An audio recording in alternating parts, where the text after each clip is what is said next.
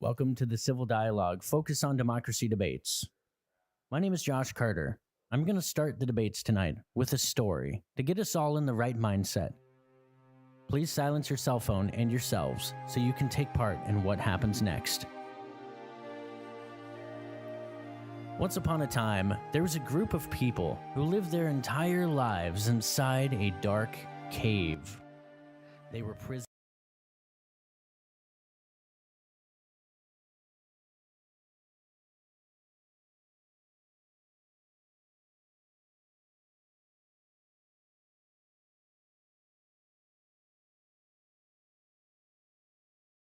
And ventured outside the cave. At first, the sunlight blinded them, but as their eyes adjusted, they saw a whole new world filled with vibrant colors and diverse perspectives. They realized the shadow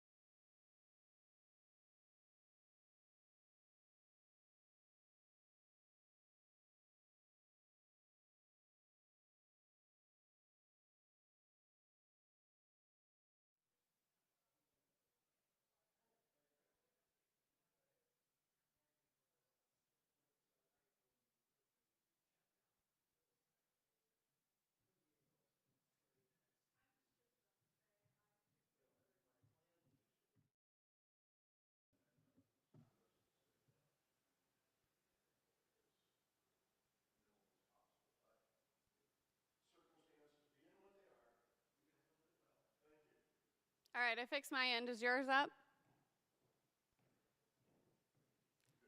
Good evening.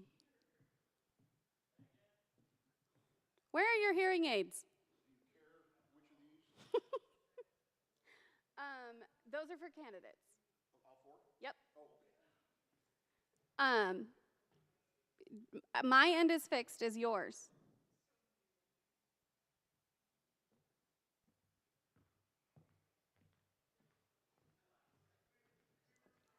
I fixed the live poll button on mobile. Okay.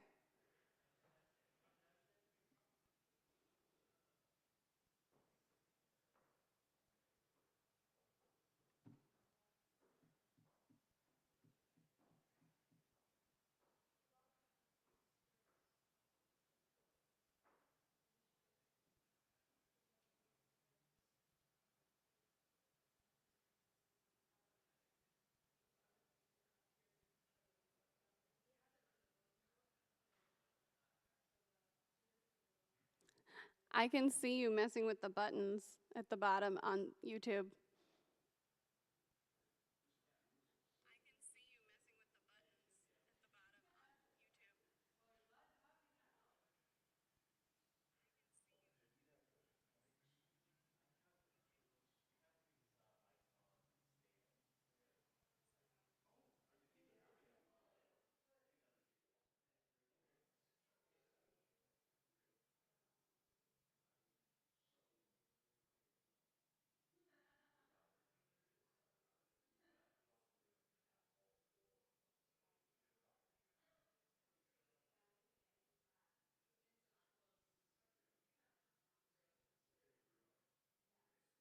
Hey, Josh, when you go into your live stream, you should turn off the questions on there so we don't end up with people writing questions and comments on the video.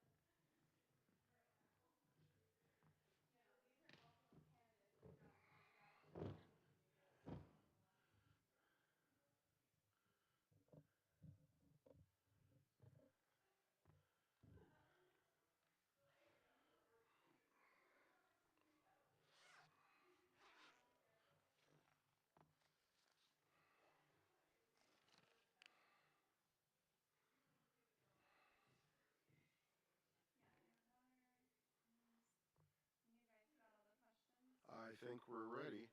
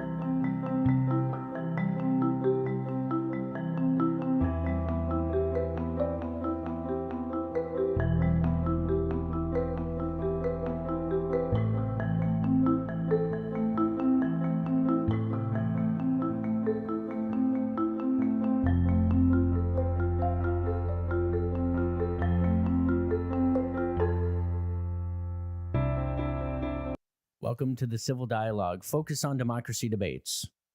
My name is Josh Carter. I'm going to start the debates tonight with a story to get us all in the right mindset. Please silence your cell phone and yourselves so you can take part in what happens next. Once upon a time, there was a group of people who lived their entire lives inside a dark cave. They were prisoners, bound by chains, and behind them a fire burned, casting shadows on the cave wall. These shadows were the only reality they knew. One day, a curious individual managed to break free from their chains and ventured outside the cave. At first, the sunlight blinded them, but as their eyes adjusted, they saw a whole new world filled with vibrant colors and diverse perspectives.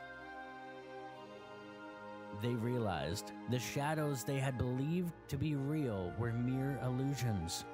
Excited by this newfound knowledge, the freed individual returned to the cave to share their discovery with the others. However, upon hearing about the outside world, the chained individuals became angry and defensive. They refused to believe there could be anything beyond the shadows they had always known. Despite their frustration, the freed individual persisted in trying to explain the truth. They encouraged the others to question their beliefs and engage in open-minded discussions. Slowly but surely, some of the chained individuals began to understand and accept the existence of a broader reality. This allegory from Plato highlights the importance of having civil conversations about politics. Civil dialogue, helping us bridge the gap between different ideologies, foster empathy, respect, and cooperation. The key to having civil conversations about politics is to approach them with an open mind, respect for others, and a willingness to challenge our own beliefs. Good evening. How are we doing? Yeah. Well, thank you for sticking through the philosophy major's allegory of the cave from Plato, the perfect analogy for a friendly conversation. Welcome to the Focus on Democracy candidate debates, powered by the Civil Dialogue Project and Kelso Longview Chamber of Commerce. My name is Josh Carter from Carter Venture Solutions, and I'll be your host this evening. Let's start with the rules of tonight's event. Please, no signs or disruptive behavior during the event. Any heckling or disruption may result in removal from the auditorium. Please make note of emergency exits. It's like we're on a plane. This way, that way, okay? Just in case we need them, you know where they are. Reminder, we will not be allowing surprise questions outside of the single wildcard Q&A at the end of each round. You can actually submit your question to be chosen as that wild card at the end of the round. I'll tell you more about that right now. As you came in, you saw the QR code on the music stand up here. That is for our online poll and to participate in the live Q&A. This will allow you to rank the candidates' answers and submit questions for the wild card round as we go. And do me a favor, do your best to answer the poll honestly. The poll's purpose is so that we can give great data to the candidates. And so, if you're out here and you just love your candidate, we love that for you. But if you're skewing the poll, you're actually hurting your candidate's actionable data. Everybody good with that? Everybody make sense? Okay. If you need help with the QR code, just come on over here and we'll have somebody help you scan it into your phone. We are also streaming live at civilfocuslv.com/live. We're going to put a recording of this session up tomorrow on that website, okay? If you are streaming us online already, you can participate in the poll by clicking the button directly under this video. Please note the organizers and participants of this event do not speak for or necessarily represent the views of their private employers. All right. Now let's introduce our moderators. First is Melanie Green Evans, PR and Marketing at LCC Head Start. Melanie Green Evans is known for her creative and pragmatic approach to solving problems. She's been coaching and facilitating open conversations for decades. Another of our powerhouse moderators is Commissioner Steve Warning, former Cowlitz County Superior Court judge, founder of the Cowlitz County Drug Court and past president of the Superior Court Judges Association and former dean of the Washington State Judicial College. Now, before we, yes, go ahead. Yeah, round of applause for them. Thank you to the one person that started that, whoever that was. It was great. Okay. Before we continue, I would like to reiterate the importance of your participation in the poll and the live Q&A. Again, if you need help, we can help you. Regarding applause, we like to keep the clapping to a minimum as we are in the structure of the debates for questions. Otherwise, it slows us down, and us, the audience and citizens, don't get as many answers as we would like, right? We came for good information, and clapping can slow that down. And please note that the candidates did receive all of the questions a week prior to the debate, giving them ample time to prepare for today's session. All right. Now we're ready for our first group of candidates. Please welcome to the stage now Scott Olson, candidate for Kelso City Council Position 7. Scott Olson has served on a city council, 2 school boards, chambers of commerce, economic development, as well as Rotary, Lions, and Boy Scouts. Professionally, Scott worked as a bank district manager, financial advisor, insurance, and in financial security. Scott Olson. Please also welcome now Verl Anderson, candidate for Kelso City Council, Position 7. Verl is a lifetime resident of Kelso. She retired from the city of Kelso after years of service as Kelso City Finance Director. Verl's family has a history in politics too, her father serving on the city council and her great-uncle a former mayor. Currently, she's a volunteer and community engagement specialist at Cowlitz County Child Advocates. Now, I'm going to turn on their mic packs, and while I do that, you're going to give them thunderous applause. Here we go.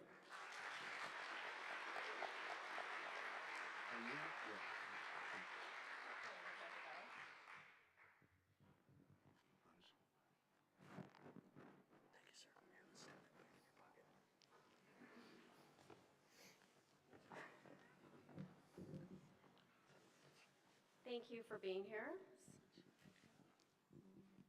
There we go. Hello, thank you for being here. We're so grateful for your time and your willingness to participate. We are going to start today with Mr. Olson. What are your budget priorities for Kelso, and how might these contribute to the revitalization of downtown? My budget priorities are pretty plain and simple. I've always went with the philosophy of a bang for your buck. These are tax dollars that we as a council are being entrusted with, and we need to spend them wisely and prudently. And looking at, is this the best way to be spending this money? I think we need to look at allocating it some different places than where they presently are, with the idea of putting money into those things that help Kelso to be successful and move along financially and improve the business climate that people operate in, and to help them with more confidence in the city that they live in and more pride in where we live. Do you have specifics? Yes, I would first off get together all the downtown business people as an example and bring them together as a group and talk about what are some of their priorities and what are some of their concerns and what are some of their challenges, to determine where we might as a city council be able to meet some of those needs in an effective way and help them along this process, that rather than leaving them on their own or forcing something on them just because we saw something that ought to be done without including the players in the game. Thank you. Ms. Anderson. Could you repeat the question, please? You bet. What are your budget priorities for Kelso, and how might these contribute to the revitalization of downtown? Communication is very important with our current business stakeholders. I would like to meet with them. As a city councilman, I plan to be ready and willing to listen. I want to meet and listen to the business owners currently who are in our downtown area. I would like to hear what their concerns are and work with them on large and small ideas. As a city council member, I plan to be ready and willing to listen. For example, I spoke with one local business owner recently. He was telling me freeing up the parking under the Allen Street Bridge would be a simple change that would cost nothing and improve the accessibility. I support the Kelso Business and Community Association and their work on activities for America in Bloom projects. For example, our neighboring community of Castle Rock had a 50% vacancy downtown, and with the addition and the establishment of Americas in Blooms, their project showed them now that they only have a 5% vacancy. On a larger scale, exit 39 is the busiest exit in Cowlitz County and is the anchor for our valuable I-5 corridor.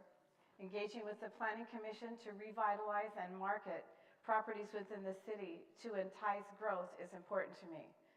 Beyond downtown Kelso, we can do more to attract industry to our city, bringing good paying wage jobs.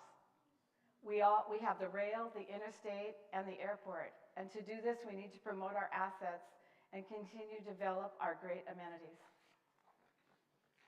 Thank you. Response, Mr. Olson? Well, I wish I'd kind of written out more of them, I guess. But I love this community. I think there's great opportunity, in part because we have independent people that went into business for a reason. It's because they saw a need and an opportunity where they could use their experience to make a livelihood for themselves and to give back to the community in which they live in. Again, I don't see it as a complicated thing, but I see it as a collaborative kind of thing, that we need to work better together. And I agree with Verl that we need to communicate better, but make sure we're on the same page as we're talking about these things and that we get down to what's most important. Thank you. Response? I just think we have so much potential in Kelso, and I just think we need to work together and collaborate with everyone to find a consensus and just move forward, get Kelso on the map. Thank you. All right, my turn. I will start with Ms. Anderson. When I drive through Kelso, one of the common sights is a guy on a corner holding up a sign. Some of them say homeless, anything helps. Some of them are cleverer than that. Some have their dogs with them, which always gets me. What specifics can the city council come up with? What specific ideas do you have for addressing homelessness in the city of Kelso? I think our police department has a good handle on it at the present time. I did have a discussion with our police chief, and there's some things that aren't against the law. I think he wants to work with the businesses to help them understand what panhandling is or what beggars on the street amount to. We don't have a lot of it. You do have some people on the corners, but I think they're working to speak with these people and to get them in some kind of counseling or something, or direct them in the right direction to try to get help for them. Anything specific that you think needs to be done? Not really. I just think that we need to work with them, talk with them, show them that the services we have in our community, we have so many services in our community, and perhaps they could work with them. And I know it takes a lot out of their day to meet and speak with them, but just offer the services to them and see if they can, get them to engage. And Mr. Olson, how about you? Any specifics? Yes, I think first off it requires some leadership, and we need to gather together all those different entities that help the homeless. So the bottom line is, wouldn't it be nice to help these people rather than just try to get them out of here or get them out of sight so we don't see them and pretend they're not there, when what they need is some help. And we have these different agencies and that, but we say to the homeless, it's up to you to figure the process. It's up to you to work your way through that and get the help you need. When we ought to be doing a better job of identifying the different types of homeless people we have. Maybe it's an intake interview we need to do to find out, is it drug and alcohol addiction? Is it just without a job? Is it health issues? Is it mental health? Because there's different agencies that help with those different things. Therefore, again, we then, as a city, can point them in a better direction and make it more user-friendly to help these people, to help anybody in the community who wants to, say, help that person that they come across, could have a better idea of knowing where that help can come from. I visited with one homeless person, and he was a little different because he had sold a home before he came here. And he said he didn't want to spend the money right away till he got a job and got settled in with that. He said, I went into Kelso City and I asked them, where can I go to get help because I'm homeless? And they gave him a list of about 15 different places to go to. And he said, if I didn't have a car to go around to all those places and find out the information, I wouldn't have been helped. And so he's a positive kind of thing because he's doing the right thing. But had we had a better plan in place, we could have said, oh, you go right here, or here's some help for you, rather than let them navigate it themselves. Thank you. And Ms. Anderson, anything you wish I to? think it's going to take a lot more resources than we currently have. I think we would have to add staff if we went out and visited with them. I agree that we should talk to them and find out what their issues are, but I think we'll have to add more staff and budget more money for something like this. Anything, sir? I disagree with that. I think, again, you get the players together to come up with the plan. They already have budgets and a desire and a motivation and probably mission statements and visions that prompt them to do what they're doing. We need to use those people to come up with that, not the city do that. Again, I don't think that's the city's responsibility to totally solve the homeless situation. It's our job to make sure that the citizens are protected, and we make available some leadership in this and some direction and some help to see that it moves along in a positive manner. Thank you.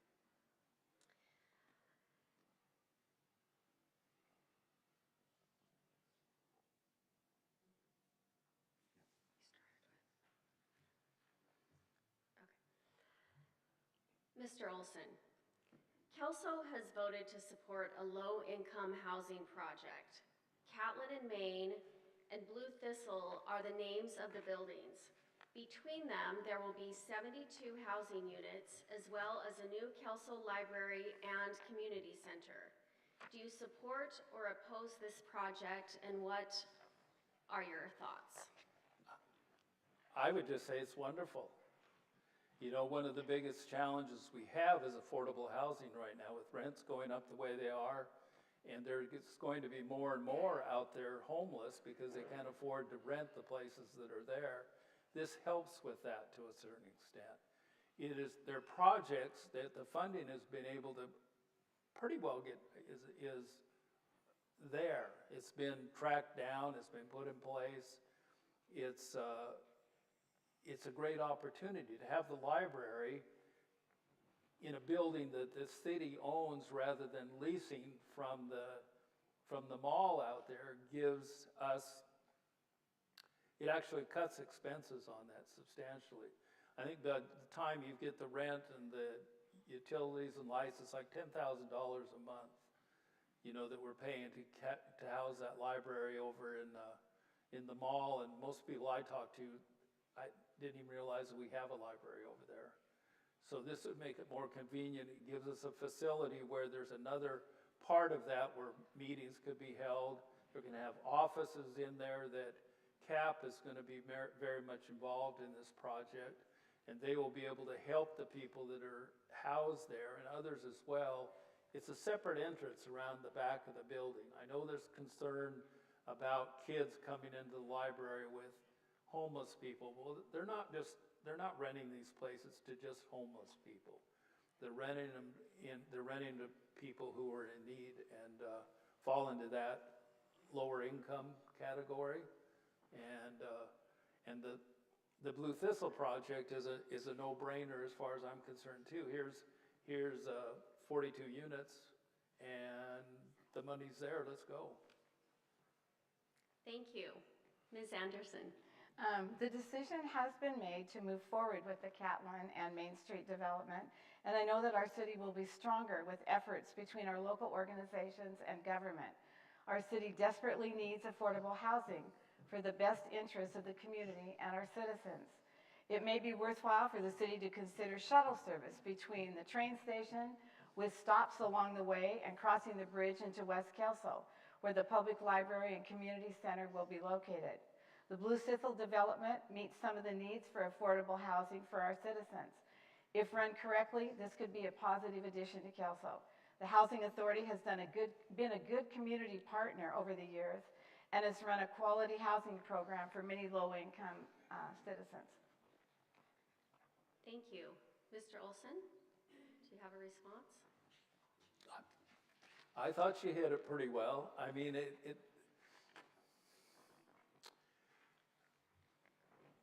that's a need that we have, and I think it's been well identified that that's one of our big needs in the community. We have something that's there. It's something we've moved forward with. Yes, it needs to be managed. Yes, we can learn from every one of these projects on how to duplicate that and how to make it, again, a little more user-friendly and try to better communicate to the people of Kelso why this is a good thing, why this building, why this location, why at this time, and so that they can better understand and have maybe more input, I guess, if you will, or feel like they're more included in what's going on in their own community and how it benefits them. Thank you. Earlier in the year, I had occasion to attend a couple of Kelso City Council meetings, and I was kind of surprised by the level of, I guess, rancor that I saw in the course of the meetings over some specific issues. Maybe it's a good thing, maybe it's not. What do you think the council's doing right and wrong? Ms. Anderson? There are three things that stand out when I observe the Kelso City Council. They have good fiscal responsibility. The city continues to receive excellent audit reports.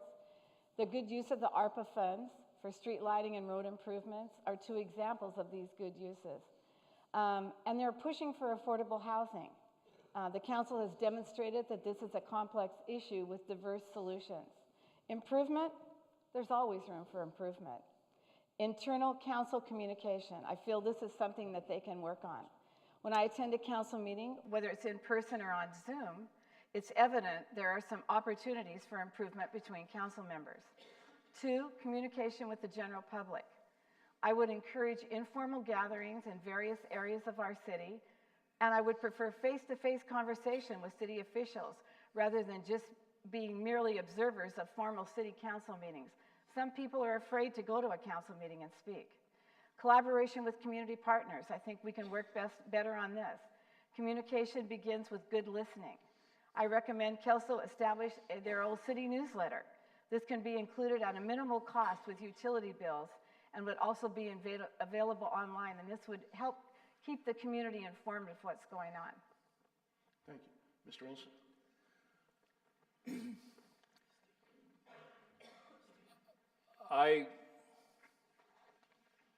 Read me the question again, would you please? Yeah. So, what's the council doing right? I got it. What's the council doing wrong? Yeah, you come together in a council or boards that I've served on through the years, you want differing opinions. You want to be able to listen to different sides and different approaches, because guess what? We all come to the table with different experiences and different expertise. That's a good thing. So the important thing to do as a council is to gather, again, all the players together so that you can come up and recommend the best solutions to the things that are being considered. And then you have more buy-in and you have less contention. Once a decision is made, though, in a board, your responsibility as a member of that council is to be supportive, not to go out in the community and, I guess, cry about it to a certain extent or forever bring up your particular side. It has nothing to do with what I want in a council meeting. It has everything to do with what the people want. And we need to do a better job of listening to them and allowing them a little more input in council meetings not being held to a 2-minute time frame and get cut off at the very minute they're making a point, and never going back and reviewing anything that they brought up as a concern to them as a citizen in the very community that you're supposed to be serving as a council member. So I have fault to a certain extent. There's a lot of good, there are good things that they're doing. Verl brought up about the lights. I think that is so important, you know, for safety. The housing that they've been working on is a good thing, but I still say there are things that need to be done in a little bit better way, a little more effective, a little more user-friendly, a little more inclusive of the very people that you're been elected to serve and the city itself. Ms. Anderson, anything you want to add? I just think communication is so important, and I think in society today, we all forget how to communicate. And I believe if we can communicate, talk things over, work things out, and make some logic decisions, it'll be so much better for all of us. Thank you. And Ms. Wilson, any further? My only rebuttal will be this. If we zero in again on what's best and be able to answer the question of why is that what's the best thing to be recommended, the communication becomes a lot easier. It's not perfect, but it's a lot easier when everybody is focused on, if they're elected to city council for the benefit of Kelso, that then the conversation ought to be around what's best for Kelso. As long as you're doing that, I think then the communication automatically becomes a little more effective because we're on the same page of what's important, not what I want or what this person wants or that person wants. Thank you. Next question. We'll start with you, Mr. Olson. Oh, great. It takes a dynamic set of characteristics for a person to inhabit council, especially in these times. I would love for you to share how your personal and professional background prepares you for a role on the council. I'm probably one of those rare people that I like going to meetings. I learn an awful lot from that. And through the years, I've also had a high value for the communities I've lived in. And if it wasn't coaching youth programs because I had some of my 5 kids involved, or was to get involved in the community in whatever capacity I can to improve it and give back again. And over time, it's interesting how you learn things, you know. What I learned on school board has been instrumental in me being effective when I was on city council. And when I worked with economic development, you know, we had an opportunity in St. Anthony. They didn't have any economic development going on.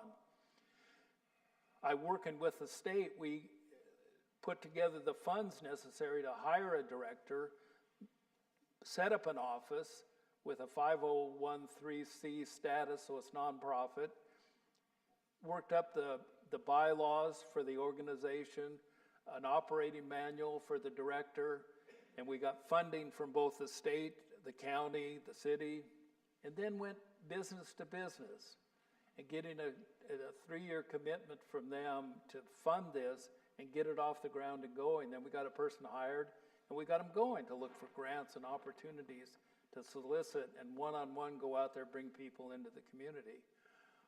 I've done these kind of things. I've been on boards that were contentious to begin with. And part of the reason I ran is I needed, it was of no benefit to the community I was living in. We needed to get over that. And so I worked very hard at trying to find those things we could find common ground on, and I'm an open book, you know, but I have these years of experience, and my work experience dovetails right into it. Thank you. Ms. Anderson. I know how to effectively review and maintain a budget. I have worked with people from all different walks of life, diverse population, social and economic backgrounds, and religious beliefs. I have demonstrated the ability to respectfully listen and collaborate with others.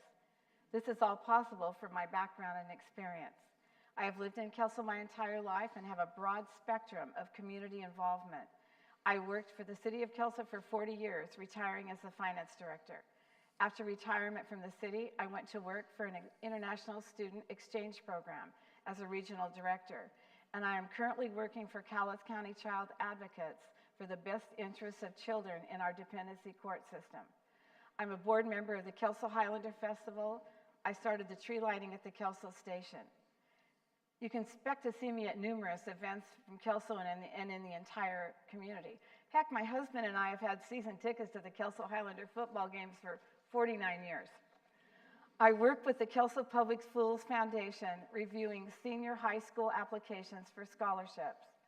I know and believe in Kelso, and I am your best choice for Kelso City Council position number 7. My history tells it all. Thank you.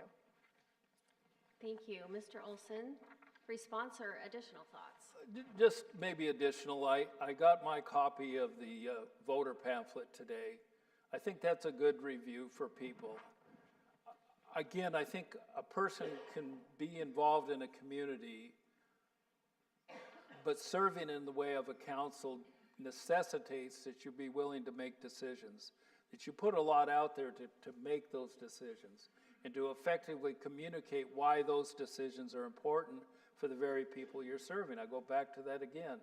It's so important that our people here, our hardworking taxpayers, get a bang for their buck. They need value out of us who are getting and wanting to be elected. Thank you. Burl? At the end of the day, I will always work with the city manager to work out solutions. I'm not a micromanager, but I'll always be available to the city manager to implement whatever tools we need to be the best community we can be. I will always work for the best interests of the city, and I don't have trouble making a decision, and I believe I can bring forth the city and move them into the future. Thank you. All right, so this is a question from the audience, and it's signed by Anonymous. One of the things you hear in this community a lot is Longview Kelso. Something, usually as a preface to whether it's chamber or anything else. You know, the two adjoining communities do a lot of things together. What are Longview Kelso doing that you want to continue? What are the missed opportunities? Ms. Anderson? Okay, I believe that Kelso and Longview work together on in many different areas. We have a regional airport. We work together with the county, and we have a regional airport. We work together with the Port of Longview. We have agreements for many different agencies that work to collaborate together. I think the two cities have totally different structures. They have similar problems. Thank you. Mr. Olson? Yeah, I've always been a believer, and I have learned through my experience that what benefits one is good for the whole. We live so close together to each other that you can't really separate. That's both good and bad. When there's things that aren't so good in Longview, that hurts Kelso as well, and vice versa. When there's good things, that helps us. We need to, again, back to that we've brought up several times between the two of us about communication. I look at the Highlander Festival that Verl is so involved in. I'll be darned if the day they have the parade in the Highlander Festival, Longview's having a parade a couple hours after ours. Took away a lot of the people that would normally come to visit the vendors at the Highlander event were now participating in the Longview event. I think those kind of things need to be called out as just not right. We need to work a little bit better on that. We're not in competition with each other. We do have a lot of things that overlap, and there's a lot of benefit I think there would be if our two groups, our two councils got together and maybe strategized again. I'm a real believer in effectively coming together and do a strategic plan about things and to be open and do brainstorming. I mean, it's a simple thing, and get together and talk about, what are you guys working on? This is what we're working on. You know, what are some of your ideas? Where are you getting some help from? Maybe we could do that. I love this area we live in, and there's strength in the two cities working together. Ms. Anderson, anything you want to add? I just think we need to keep moving forward with collaboration with everybody in Cowlitz County so that we can all work together. Each city has their own issues, they have their own heritage, they have everything different, but I believe we can collaborate together and be the best. And Mr. Olson, last opportunity.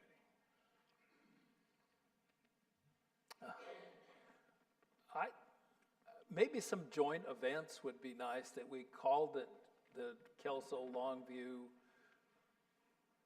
something. Kelso first. Well, you notice that. We are Kelso. We are the county seat, too. You know, it's interesting. I went to school down in Eugene, and I am a Highlander, but it's a North Eugene Highlander, but I still carry that over. I'm still a Highlander, and I think that we are Kelso is important. Thank you both, and I think that takes up our time. Thank you. Set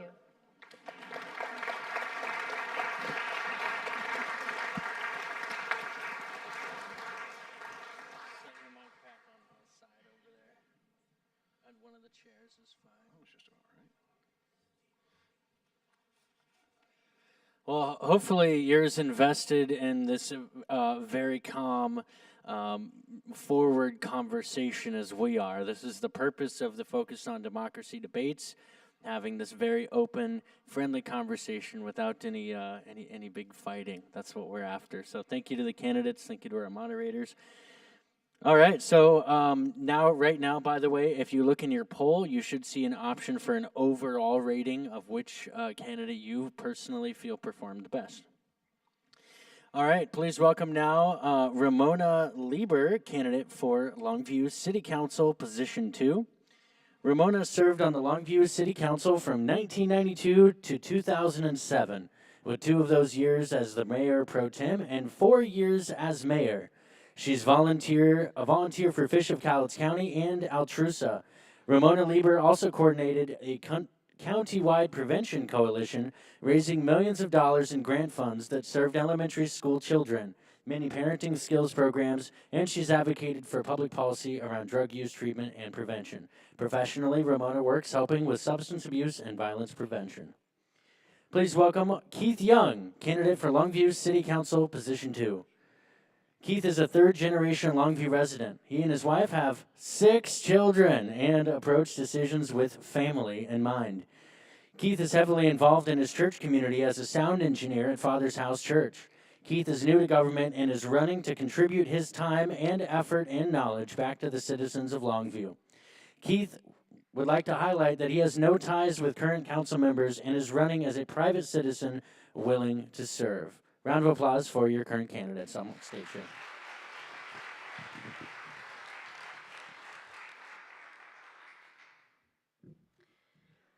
Welcome. Thank you so much for being here. We are going to start with Ms. Lieber. We would like to know how you plan to involve the Longview residents in the decision-making process and how you will ensure transparency. Thank you so much for that question. I really appreciate it, and thank you to the Civil Discourse Project for putting this on. I know how much work these can be, so thank you very much. So the work of the City Council is constant. The city manager and staff and boards and commissions bring information to the council considers it, gives direction to staff, and they come back with ordinances and resolutions, and then the council makes a decision. That is constant, and that is something that is a process that takes time, and it's very transparent. It's transparent by design. So what happens in public meetings, the public notices given, agendas are submitted. So everything about that is transparent. Now that doesn't mean that sometimes we don't fail at transparency, but when that happens, I think the City Council should just take a look at what happened and how it could be improved or how it could be avoided in the future. On one piece of transparency that I'd like to see improved with the city council is that there are many times when I'm seeing information brought to the council meeting, carry-in presentations. The agenda item is on the agenda, but the information, the background information is not there. I'd like to see that improved either by providing copies of the council meetings or by adding it to the online agenda. As far as citizen input goes, I really would like to reinstitute listening sessions where the council goes out to the community to have one-on-one conversations with citizens and to hear from them so they don't have to come out to a public meeting and speak in public. Thank you. Thank you. Mr. Young. Thank you. Is my mic on? Can you guys hear me? Okay. Can you hear him? Oh, you can't? Okay, hold No, on. okay. Sounds like it is now. Hello. Okay, is that better? Let our tech people come help. Turn it off, turn it back on, right? Okay, how about now? Hello? All right, we're good. Just turn it off and turn it back on. Does that solve all the problems? Sounds good. If you wouldn't mind, please repeat the question. I would love to. How do you plan to involve the Longview residents more fully in the decision-making process, and how will you ensure greater transparency? Well, I agree with my opponent on the need for more public forums, a less intimidating place for the community to engage with their leaders with complex subjects, right? We've got some really crazy complex subjects that there's no easy answers, and no one side has all the answers, and no one side's going to get their way because no one side has the whole picture, right? Everybody has their concerns and whatnot. And so I do believe that we need to have, outside of a council meeting, we do need to have some forums and you know, a great idea would be to highlight, why not a double whammy? Let's highlight a local business who could host this forum, right? So in a coffee shop or a restaurant or something like that, that we could give a benefit to that business as well as facilitate this back and forth. One of the things that I would love to see, and I've had a discussion with our city manager about it, is I would love to see us hire a public information officer. We had one at one point, and then, you know, when markets crashed back in 2008, budget cuts had to be made. Perception is reality for most people, and if they perceive their government as disconnected from the people, then that's what they believe.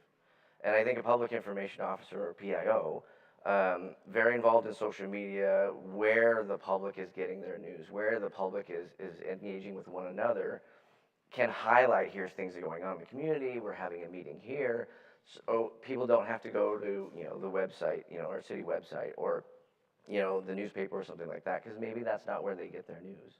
I think that would go a long ways in getting the public to engage and feel like this is their government.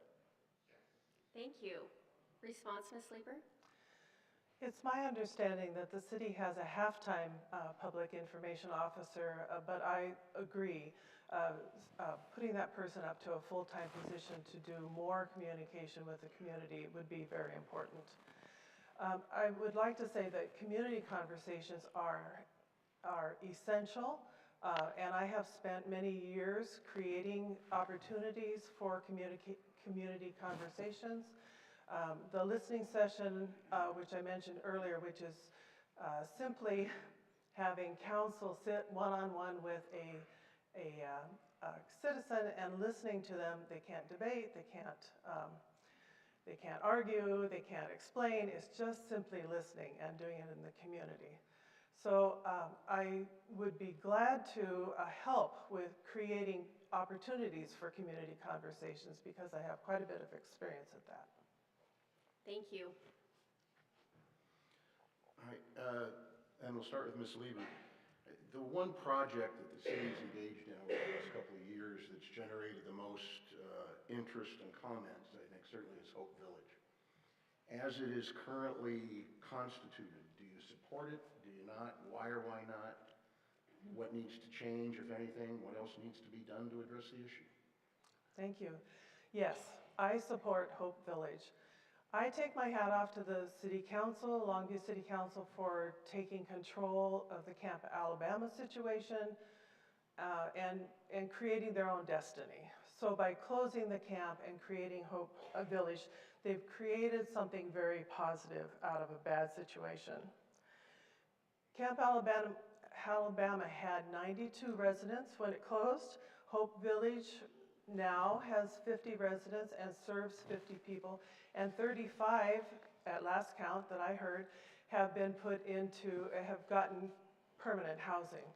That's really good outcomes. I don't know of any other intervention program that has that positive an outcome. So I really take my hat off to that. I would like to see the funding continue for Hope Village. I think it's very important. We're just in the first year of operation, and there's no really good way to evaluate 1 year of operation. But even saying that, I think we should be looking at data points that might assist in supporting the outcomes or proving the outcomes of Hope Village.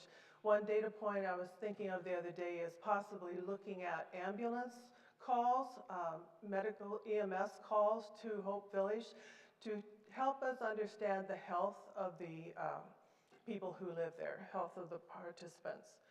There's also been a request to have drug testing at Hope Village. I don't think that's a good idea for coming into Hope Village, but once a person is in Hope Village, drug testing might be a good strategy to use with residents who are on their plan, they're moving forward. Because some people respond to that, and it does help them to move forward. Thank you. Mr. Young? Yes, sir. I support doing something for the homeless. I think something had to be done, and the council certainly made a choice. In its current configuration, I don't think that that's the optimal solution for long-term results. Yes, we are putting people in stable homes. We don't have any metrics to find out. There's no visibility into, well, how are they in that stable home? Are they going to be subsidized forever? Are they relapsing? How many of those are going to stick with it long term? There are some things that would need to be changed, such as our current contractor is not certified as a mental health care provider, which means that we can't bill the mental health care services to Medicaid, right? So that's all on us for that barrier. I believe the low barrier policy of our current contractor is problematic, because let's talk about the people that we're serving. These people, and Scott mentioned it earlier, you have to break them into groups. There are people that are down on their luck that had something happen in their life and they're trying to get back on their feet. There are people that have had massive traumas and they're medicating with drugs, right? So those people that have had that, they're medicating with drugs and they want to get clean. We're putting them in the situation in houses with the third subset are the people that don't want to get clean. They want to do their drugs. They don't want to listen to anybody. These are what we call the pioneers, right?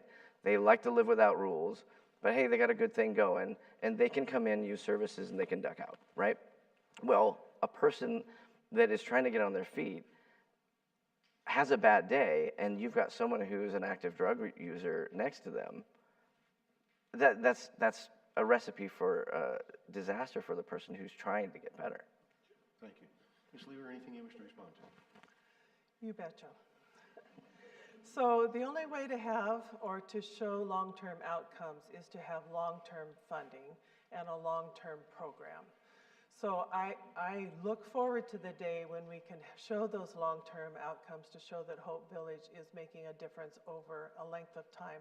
But the only way to do that is to continue operations and to continue the funding. It's a misnomer to call Hope Village a low barrier shelter. Low barrier means there are no requirements and no restrictions. Well, Hope Village has a whole bunch of requirements and restrictions on their residents. Do they always succeed? No. But Hope Village is making a difference in lives, and I want us to recognize that.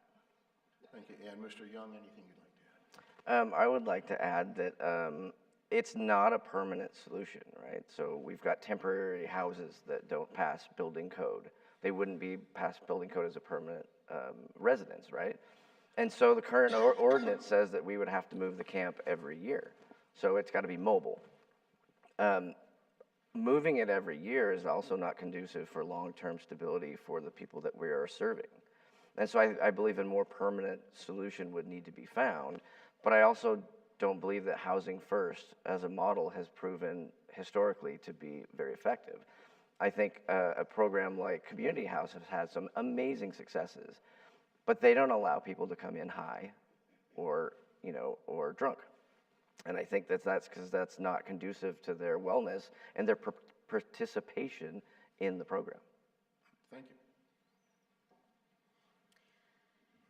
you. Mr. Olson, there was a recent parking study done in Longview for the downtown corridor. How did you interpret the results, and what is your plan for parking in Longview? Thank you. I think you said Mr. Olson, but that's fine. Oh, I'm sorry. We know. Mr. Young, I'm sorry. No worries. You're right. Well, first of all, I don't think that you needed to spend $27,000 on a study to find out what was wrong with the parking downtown. I think you could have gone to the local businesses and the customers and people that are down there day to day and found out what their pain points are.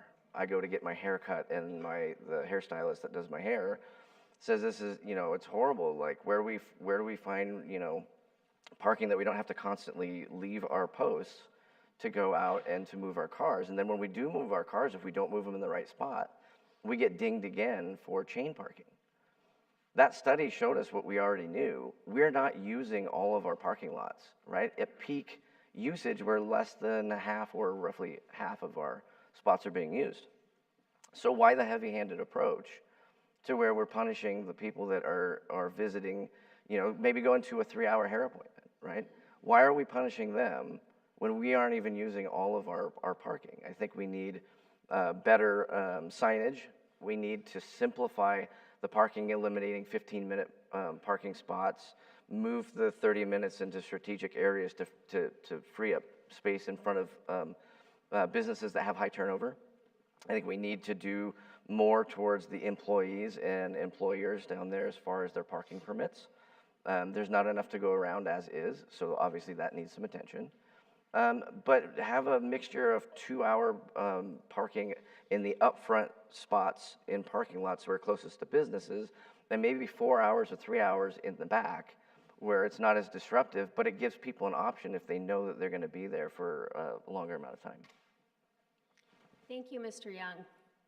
Ms. Lieber. In my experience, the only constant about downtown parking is change. It changes forever. I'm not at all surprised that changes were made a year ago, and now more changes are being requested. It's the way it is. Businesses change, employees change, customers change. There's always a need to look at how to improve the parking so that the businesses can succeed downtown. One of the recommendations was to come up with or design a parking action plan. I totally agree with that process. And in order to do that, you've got to bring the right players to the table, the Downtown Advisory Committee, the Longview Downtowners, the business owners. But you also need data. You have to have data, and this study provided some data. But I acknowledge for an action plan for parking downtown, there would need to be more data, or there could be more data gathered. I like the suggestion of the online survey to survey businesses, customers, tourists, employees, and that would be relatively easy to do. And I also agree with the idea that the Saturday traffic should be measured as well. I'm excited about looking at the opportunities for employee-only lots to see if that strategy would work, or the 3 hours or with permit strategy. And I think I also agree that we need to look at the safety of the lots that aren't being used, the safety, the lighting, the streetscape, everything that would make it comfortable for people to park there and actually walk over to Commerce. Thank you. Thank you. Response, Mr. Young. Yeah, I mean, our priority as a city is to maintain health and safety and to provide a space for our business owners and our families that live here that is conducive to happiness, right? That was the vision and the goal of our city founder. And part of that is a healthy business, small business community. So whatever we do with parking, it needs to be with the incentivization of bringing in business, of encouraging business, of making it easier to do business in Longview. Ms. Lieber. So I would like to see something simple done, like the city putting together a map of the 10-hour spaces and the no-limit spaces, and that map being provided to the businesses downtown, so they can show that map to their employees and show that map to their customers who need more than 2 or 3 hours. And so people can plan ahead, where is it I can park without having to worry about tickets or moving my car, or whatever the challenges are for the employees and the customers. So a simple task of putting something together they can use. But let's get innovative and not be afraid of the change. Thank you. All right, and I'll start with Ms. Lieber. The Longview Police Department's been making a case to the council for funding for more officers. First, do you agree or disagree with that? If you agree, how do you want to pay for them, including, if you would please tell us what you think about the idea of the, I don't know if I'd call it proposed or potential public safety levy for next year. So I do support the proposed public safety levy, as long as there is a solid plan behind it so voters know what they're voting for. When it was brought recently, there just wasn't enough information and not enough time to put it together.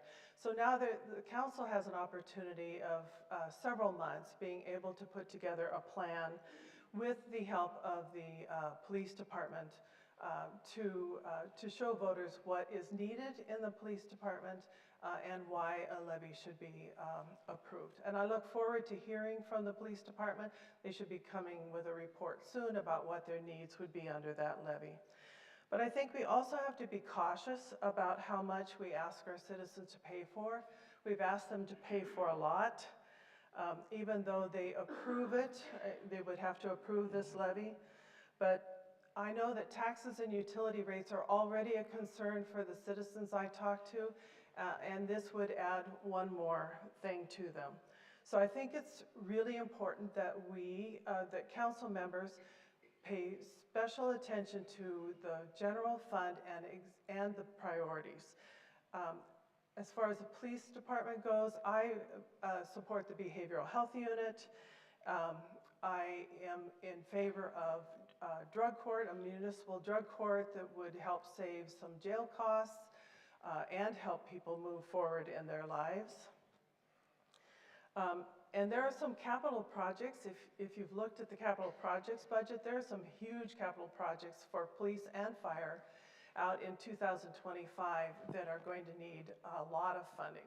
It's $21 million of capital projects, including an ambulance and a police station and all sorts of things. And there's a lot of work to do.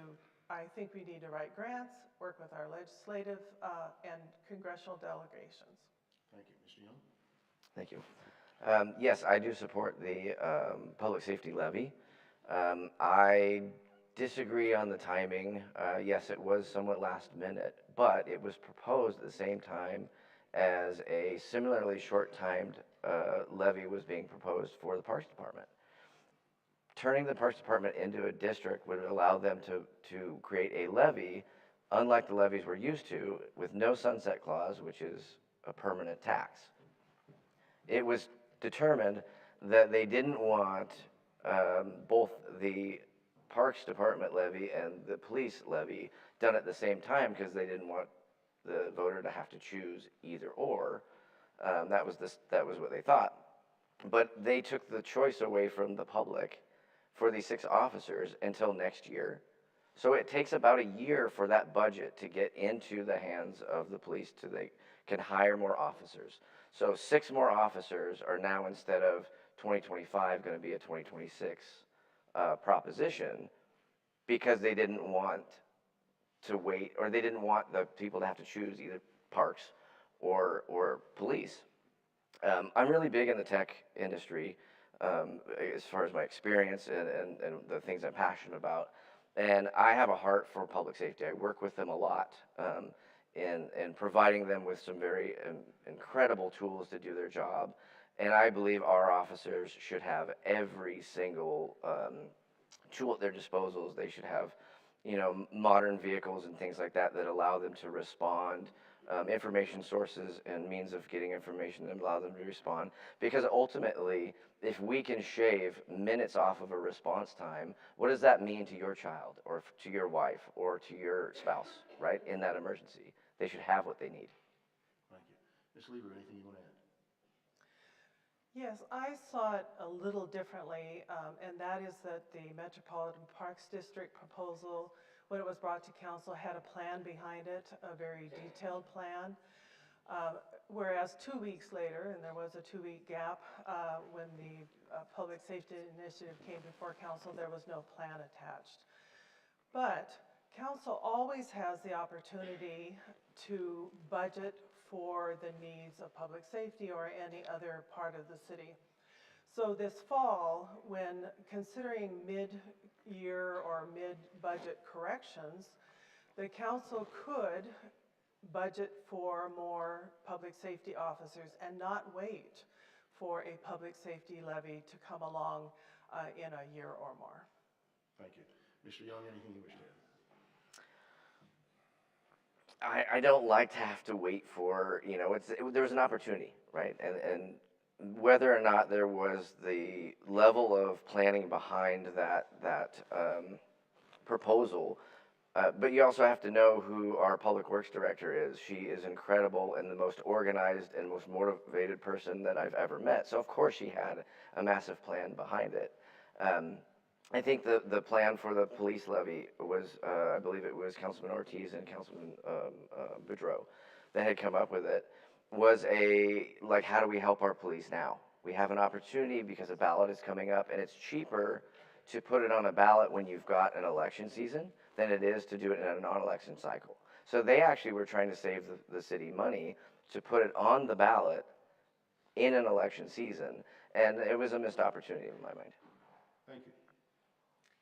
We now have our wild card question, which came from our live audience. We're going to start with Mr. Young. What is your plan or idea to help alleviate financial stresses from the city's increased fees and taxes? Is that, okay, so if that's a pressure on the city itself, or is that a pressure on the taxpayer? Those are two different questions. One of the things I would like to do is put myself in the position of a business owner or of a taxpayer who is either building a house or running a business and wants to do a thing with the city. Say they want to put up a sign in their business, or they want street side dining, or what have you, or put in a driveway. What is the process like? How efficient is that? How much time is wasted, or how much time is being used maybe inefficiently, or where can we do better from a customer service standpoint to the public, which is our customers, right? The city, I see it as somewhat of a business that serves our customer, right, who is also our boss. But I believe we should look at the policies and procedures and things like that, and where can we ease the pain point for those who have to interact with the city? Because ultimately, the more painful it is to do business with the city in that respect, the less likely you're going to either start a new business here, or want to build a home, or bring your whatever your plan is here. And so I do believe an outside eye, a fresh eye on some of those policies and procedures from the standpoint of those who are having to go through that policy. I think we need to take a hard look at that, and that can help us eliminate some of that pain point. Thank you. Ms. Lieber, would you like the question again? Yes, please. Okay. What is your plan or idea to help alleviate financial stresses from the city's increased fees and taxes? So I'm going to fall back on planning. I've mentioned it several times already this evening, but the council has just begun a process, a very intense process to create a strategic plan for the city, which has, it's woefully long since there's been a strategic plan. But this planning process, with its two-sided approach, operational side and community issue side, should be should provide a roadmap of where the city is going. And that includes where it will go with taxes and fees. And what is important? What is important that we have to do, where we have to increase taxes, or what is important that we have to do, that we have to increase fees? It's very important with people who are being taxed and feed out of their homes, out of their vehicles. It's very important that we watch our budgets constantly to see where we can, if we can't cut, how can we just at least level off? And that's why I said it's tough to ask for another tax increase for a levy when people are already in tough situation. But I think planning, first and foremost, and then the planning also, for me, includes that we project as much as we can our costs out into the future. So like for utility rates and that sort of thing, a 5-year projection or a 10-year projection when rates are set tells us where we're going to be, what we're going to need financially, and helps us to at least level off as opposed to provide huge increases at one time. Thank you. Response, Mr. Young? That's all right, you'll get it right. I believe that the taxes and fees that we look at on where we can cut back or whatnot, I mean, our taxes and fees should only cover the labor and time that is required to do whatever it is that tax or that fee is supposed to address, right? It should only cover that. Also, the taxes and fees that affect small business, our small business community is like the lifeblood of Longview. We get B&O tax from these businesses when they do well, right? So a healthy downtown, if we can use our taxes and fees, roll back where it makes sense, create actually maybe even some reverses where we create some incentives to have new businesses move in. Some of that B&O tax will elevate our level of budget, right? The money we have to work with. It's a double whammy. They win, the public wins, and the city wins when you have a healthy small business community. And I think maybe we need to strategically look at some of these taxes and fees where we can pull them back. Thank you. There is? Did you listen to Oh, Ms. Lieber. So I'm a firm believer in looking to other fund sources as well. So a lot of these big projects, I want us to look at every grant possibility out there, state, federal grants, to help us fund the larger projects and to take the burden off of citizens. They've already paid in this tax money anyway, we might as well get it back. And I just lost my other thought. Oh, and working with our congressional and legislative delegations to look for other particular pots of funding for our projects is extremely important. Again, the money is out there, it's been paid in, we need to get it back. So grants and fees, grants and allocations from state and federal. Thank you. And I think you're up. All right, how about a round of applause for these set of candidates?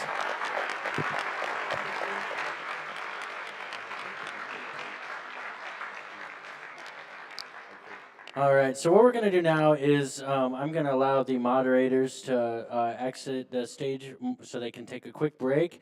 Before you leave your seats to go to the bathroom and take a break, just make sure our moderators have left the stage first so they have first crack at the restrooms there. Next up here, we do have another Kelso race. We have Mr. Jim Hill and Mr. Aaron Bunn, you'll be hearing from here shortly. So we're going to take a 5-minute break, very short. So don't go far and don't get too loud because we're going to be back at business here before you know it. Thanks.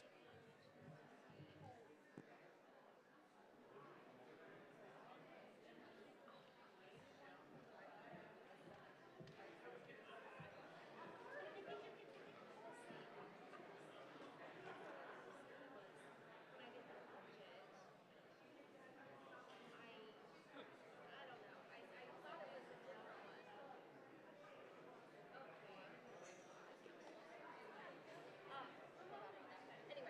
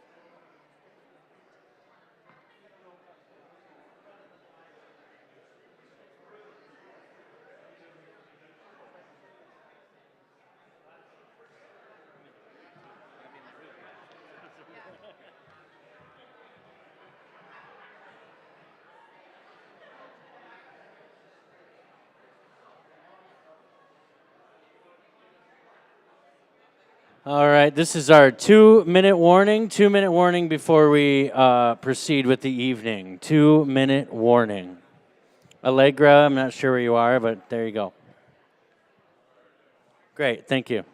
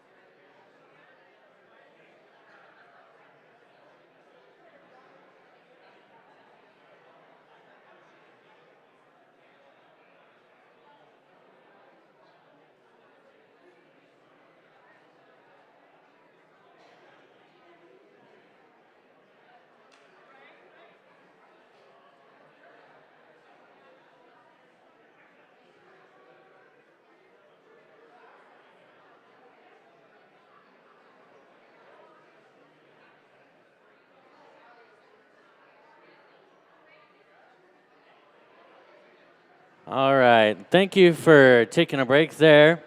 We're going to get the program back on here. We're going to bring back up our judges, Commissioner Steve Warning and Melanie Green Evans. Those of you that are standing, if you could have a seat, that would be great.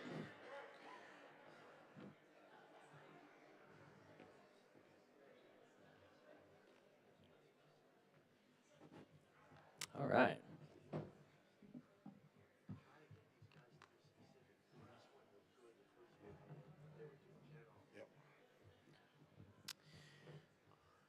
All right, our moderators are back.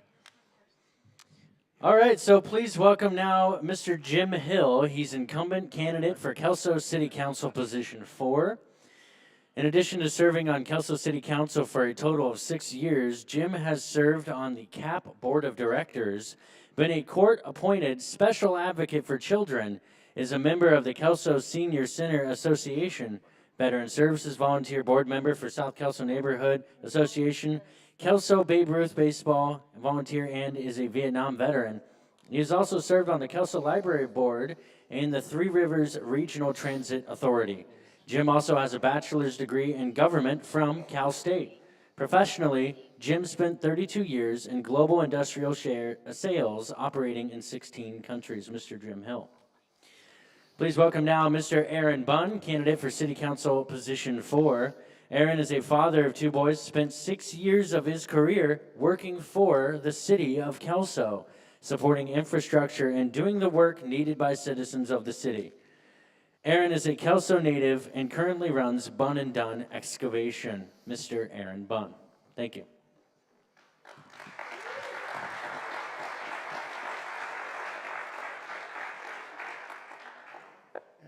welcome, gentlemen, and I'll start with Mr. Hill. As I mentioned, I attended some city council meetings a while ago, and one of the things that struck me was I'm not quite sure what the right word, the level of tension, maybe the level of rancor. So maybe with that as a starting point, what do you think the city council's doing right, what's it doing wrong, and specifically, what needs to be done to make things better? Well, what's been described here this evening is that there's a lack of communication on the city council. That's not true. As a point of fact, there's lots of communications. Sometimes it's a little more elevated than other times, depending on the topic that's under discussion.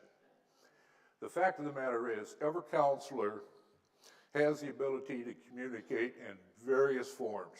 In fact, telephone, email, sitting down, having a cup of coffee and talking to one another. We can do it, and my preferred method is quite public. It's called workshops. And if you want to see how council and Kelso really comes together to talk about issues, to find solutions, bring those back to the council meetings on our agenda, attend them. They're publicized. Come and sit down and listen to the seven of us as we talk about the issues that are critical to Kelso. Those are quiet, meaningful conversations, and they're highly productive, and the cameras are off. So what I'm saying to you is, sure, you can't put 7 people on a council and have them agree on everything. Discussions may be more intense than not on some subjects, but the fact of the matter is, if you take a look at council in the last 2 years, 7-0 votes, 5-2 votes, 6-1 votes, that's pretty good indication there's harmonious activity on this council. And frankly, people of Kelso got to know the interest that shown by council is on your behalf. Thank you, sir. Mr. Bunn. Yeah, I wrote 3 things I think that they're doing well at and 3 things I think that they can improve on. First off, I think council from the meetings I've been to seem to work well together. There's a lot of diversity between them all coming from different backgrounds, and they clearly all care about Kelso. The first thing that I think that they say they want to be able to do better, I don't think it's anything to do with against council. It's more of they want better communication between council and management on things, just from when I've asked some of the council members. And I'd like to get people, citizens, more excited and maybe not just the same small group of people coming to council meetings, and collaborate with council and figure out more ways to be more enticing to everybody to come have a conversation if I make it in. I would like to have a council person like me from the utility aspect of it, from a bottom-up aspect, not so many from the top down. And I think that could greatly benefit the city of Kelso. Thank you, sir. Mr. Hill, anything you want to add? It's a simple fact that we all want a lot of things to happen positively in Kelso, but the reality is we're a city of 11,000 plus people. Our streets alone, if we do them in a significant way, we need $12 million. I'd like to know where anyone's going to find that $12 million in our budget. We do the best we can with the million we invest, and we try to invest beyond that. We're working very hard to find a solution, but we have got to recognize that we're a small community. We're going to pay for our streets ourselves. There's not going to be federal or state help for that. And council has begun that discussion in a significant way, and we're going to continue it.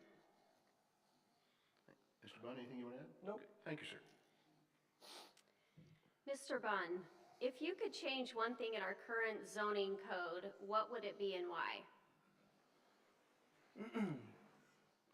So I would like to increase housing in Kelso. You can't make Kelso bigger, can't make it grow. It's the same property outline for the most part. But one thing you can do is the zoning. You could have it be more favorable for multifamily homes And to be built in the majority of zoning areas, you can't do multifamily. It's usually single-family houses on each property, which lowers the amount of families able to live here. I would also like to see a change to allow more residents to access housing, and I want to see changes for the zoning in the West Main to be more favorable for small business. Okay. Mr. Hill. The fact of the matter is, city staff is undergoing an evaluation of our zoning currently. I also would like to have Kelso Business and Community Association, who primarily is made up of our local businesses, to have input directly to staff as well as city council. But to have the business community tell us where we're lacking in terms of zoning. When it comes to developing more housing in Kelso, frankly, we have to tear something down, believe it or not, before we can build something new, because we don't have any space. But our staff is absolutely looking at this. They're going to come back to council with recommendations, and I'm going to wait till that staff comes out with that housing report, and then I'm going to ask that we talk to the neighborhoods. What the neighborhoods, folks that live there now, do they want smaller homes or multiple homes on an existing lot? I mean, how do the folks that live in the neighborhood want to approach increasing our housing? I don't want to make that decision until I've heard from folks that live in the community, and certainly don't want to change zoning laws until the business community tells me we're somehow lacking. Thank you. Mr. Bunn? I think if you're a property owner, you should have some sort of rights to allocate what size house you have and how many people can live with you or live on your property in some way. I don't think it's harmful. Anything else? No, thank you. Mr. Hill, I want to start with you on a question that maybe you alluded to a little bit. If you got to pick one infrastructure project as the city's priority, what's it going to be and how are you going to pay for it? Water is going to be a continuing issue. If you ask me if I have an answer, I don't. We're researching and trying to find an answer. Whatever we do has to have more than a Band-Aid sort of effect on this thing, and we need to finish it once and for all. Let's face it, Cowlitz River water, lowest level in a long time. I don't see any indication that we're going to get increased flows out there. That impacts our wells. We are drilling some test wells. We're finding other ways to add to our water supply and to maintain the infrastructure. But folks, a lot of our infrastructure when it comes to water is like 100 years old, you know, almost as old as I am. So we've got to replace it. I got hip that's going to go. The bottom line is this: water is a big issue for any sort of growth and an issue that's going to be coming. And also, when it comes to our streets, we have got to really start having hard conversations about how we're going to get the money to pay for those streets. There's 11,000 of us. And any thoughts on how to pay for those things? I would like to get out of here alive, so not being glib. Honestly, folks, we as council are talking, and I want to tell you something. The leadership shown by our city manager has been incredible in making these issues come up on our agenda, and he's researching ways, he's getting information from every source out there as to funding. He's doing a marvelous job to give council the information we need to make decisions. They're forthcoming. We're trying our best. Thank you. Mr. Bunn, one infrastructure project and how are you going to pay for it? Okay, just one? Sure. Okay. So one that's happening right now for me that seems incredibly important also is the Catlin and Maine, getting a new library out of the mall, which isn't a very good place for a library, I wouldn't imagine. And it also has housing above it, you know, like low-income housing, and it's already being paid for by bonds and stuff from the state and grants from the feds and everything else. There's a 40 low-income housing units going above the new library and community center, and it'll be managed by CAP, and the units will be rented to senior citizens and disabled residents of Kelso. Thank you, sir. Mr. Hill, anything you want to add? Well, when it comes to Catlin and Maine, I was opposed to the location because I felt as though there wasn't adequate access to it. And also, there were issues as to the facility itself and what it would do to the neighborhood in general. But the reality is, and the reason I came around was because we really don't have an alternative where to place this. If we want a new library, if we want affordable housing, low-income housing, we had to put it there. And I'll say this about Blue Thistle.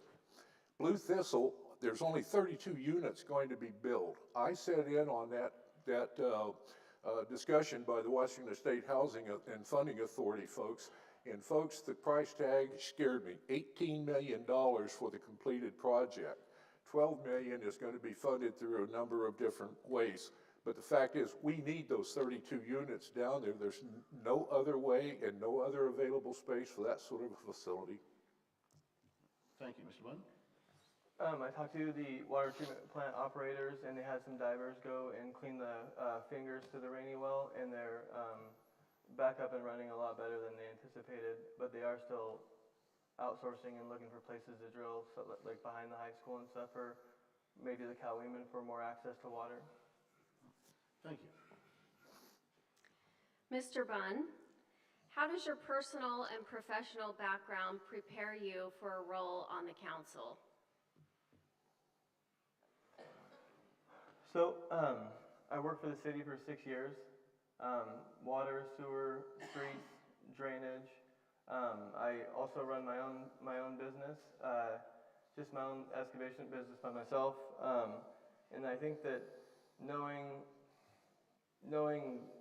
what it takes to fix our infrastructure, I've actually hands-on fixed our water mains and roads and all those things. I know what machines were missing and staffing issue. I know these things from the ground up perspective that aren't being taken care of, and that's why I'm running now that I don't work at Kelso anymore. Okay. What do you bring to the council in terms of personal interactions? Like, what else would you bring to the council as a member? You mean like as far like as interpersonal type things? Like having a good attitude, and I hope that everybody that I've fixed your meter or your sewer line would remember me being polite and caring about your problems. And this is just a different way to give back to the community now that I don't work there. Thank you. Mr. Hill? In terms of my expertise, I think most of the audience probably knows my community service has to do with kids. I've been there, vets, seniors. If there's a community project, I've probably worked on it, and I'm willing to continue to work on these things. And that's not an ego thing to do it. It's service and return back to the city, quite frankly. And I love those activities. And I swear I am going to bring international baseball and softball to this area if it's the last thing I do. We need economic development, and there are so many things like that that we can do that will actually promote the area and make us a destination point. But, you know, our kids have been through a tough time the last few years, really tough. Don't look at me to lead the pack. You folks roll up your sleeves, find a way to contribute. Use every day of your life to make something happen. Thank you. Response, Mr. Bunn? If you ask anybody that I work with over the 6 years at Kelso, including Devin Mackin, won't have anything negative to say about me. The only negative thing was like giving up kids' birthdays and holidays and getting called in the middle of the night to work on the city's infrastructure, and I'm going to do that same thing in a just important way by deciding on what they do with tax dollars and what machines we can buy instead of always allocating outside contractors to do jobs that I think our workers are fully capable of doing. Thank you. Anything else, Mr. Hill? Volunteerism is the key. Cities, can't solve a lot of problems. Individuals can. It's that simple. We've been blessed with a lot of good-hearted folks. We need a lot more, and especially for the kids. Thank you. All right, start with Mr. Hill. So one of the, I guess, recurring themes when people are talking about Kelso and where it stands is the notion of we got to develop more business, we've got to develop downtown. If you've got one marquee thing that you want to do to help business and downtown development, what would that be? And again, how do you pay for it? The fact of the matter is, I advocated for a long time a program out of the state of Washington Department of Commerce called the Creative Arts District, and now that program basically has gotten no traction, but it didn't cost anything to implement, and what it did was open doors for lots of grant money to come in, develop all of the things that make us a city, festivals and small businesses, and to enact all sorts of programs. And all of this was our tax dollars that would come back to us.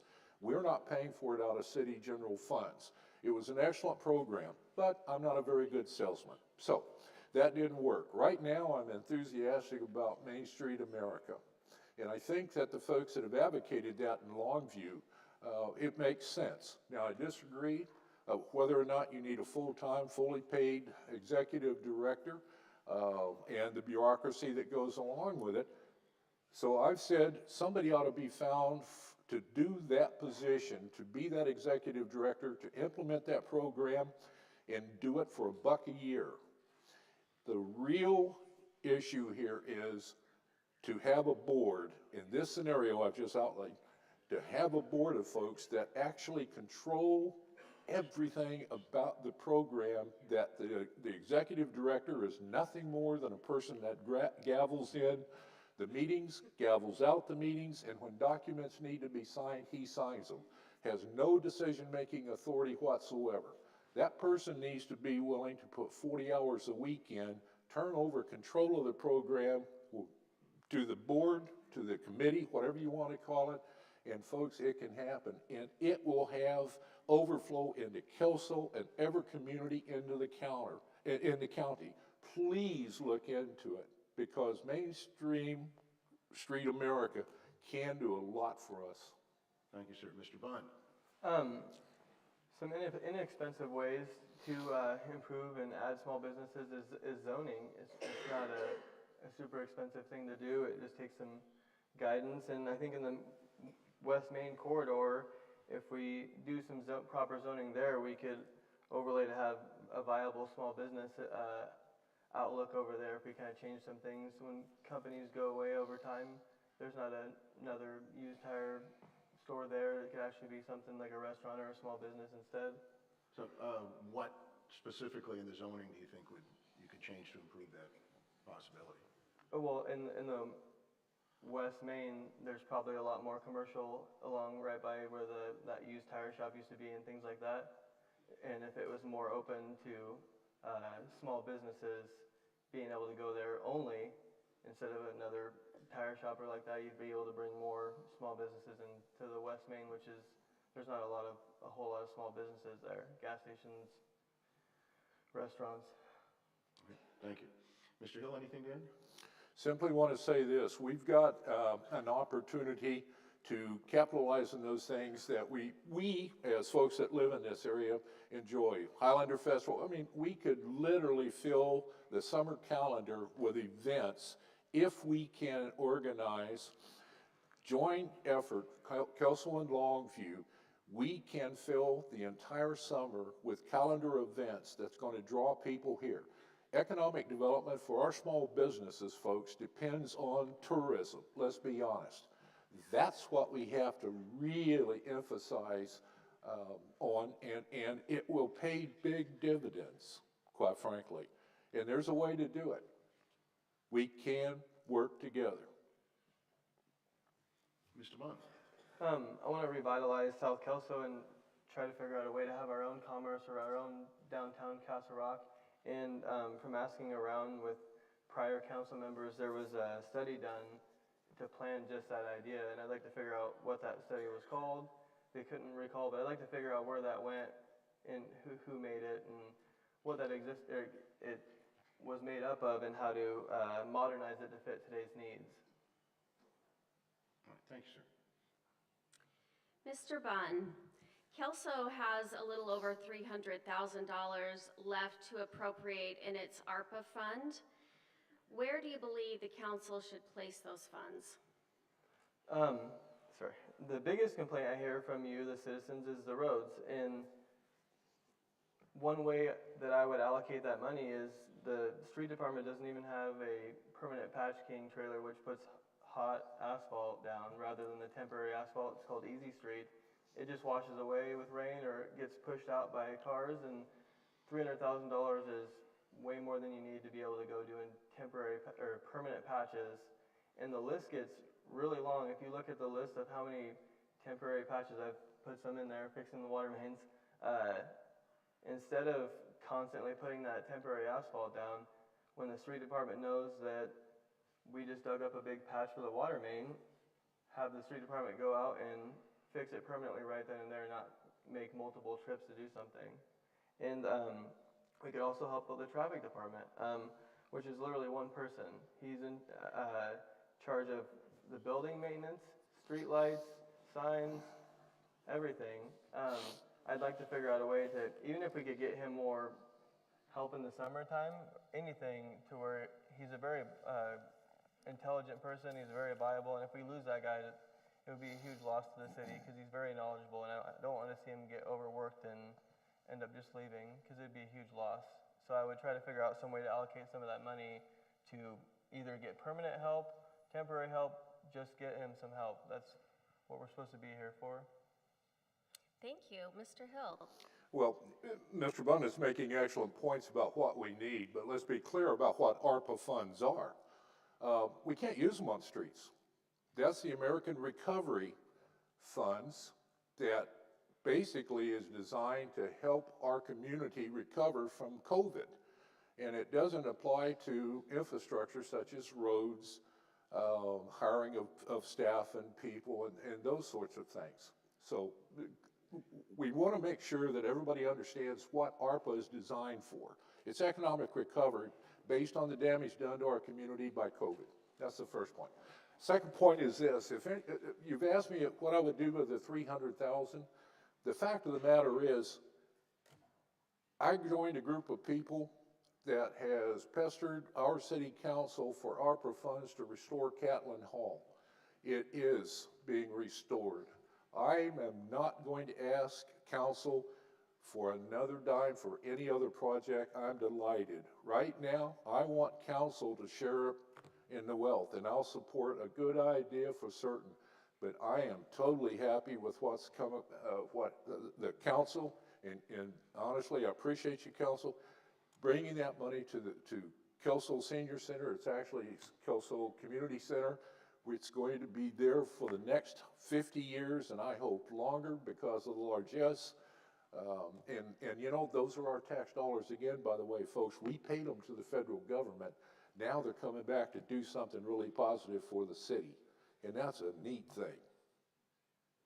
Thank you. Response, Mr. Bunn? No, thank you. Thank you, Mr. Hill. Anything else? Probably. Thank you folks for showing up and listening to me blab on. Thank you. Okay, we'll get to our audience question. This one is from J.P. Parr. Appears to agree with Mr. Hill about the importance of tourists in the community. So that having been said, what specifically can Kelso do to attract more tourists and visitors to the city? Kelso really does not have the ability, if you look at our budget, to do a whole lot. So we need state programs. We need to aggressively pursue state programs that open up the Olympia coffers and brings that money down here to us. And we need it in the forms of grants, especially that will promote the area through all sorts of media advertising. There's so many things that as a community Kelso can benefit from if we can get the state to dump a little bit of money our way. And it takes a program, and the programs that I've identified, first of all, Creative Arts District, sorry I couldn't make that happen, but Main Street America can happen. And what it does is open up the pocketbook in Olympia for our small businesses, and it's going to have enormous economic impact for the community. Let's face it, the more tourism we develop here, the more dollars from outside of the area we bring in here, that's a benefit. Those are the only taxes I like, folks, are the ones that everybody else is paying, not us. And Mr. Bunn, what specific things can we do to make the community more attractive for tourists? So, again, I would say help the traffic department, because the one way you're going to get people to come into our city is street signs. And when I left, there was a whole pile of brand new, really beautiful street signs that Steve Taylor made, and he doesn't have time to put all these new signs up. And they're directional, they show you where everything is. And not to mention, almost all of the other street signs that are in place are out of compliance. You have to resurface them every 10 or so years, and he can't do that by himself. So that'd be one way to get people to actually come into the city, is knowing where to go. Thank you, sir. Mr. Hill, anything you want to add? No, not at all. All right. Or Mr. Bunn? No, thank you. Then thank you, gentlemen. Mr. Carter, you're up.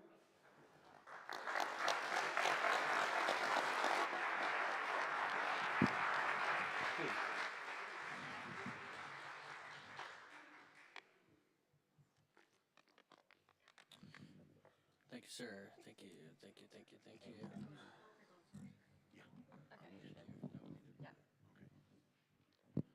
Hello? Okay, great. I'm back. All right. All right, so one more round of applause for the moderators. They did doing a great job this evening.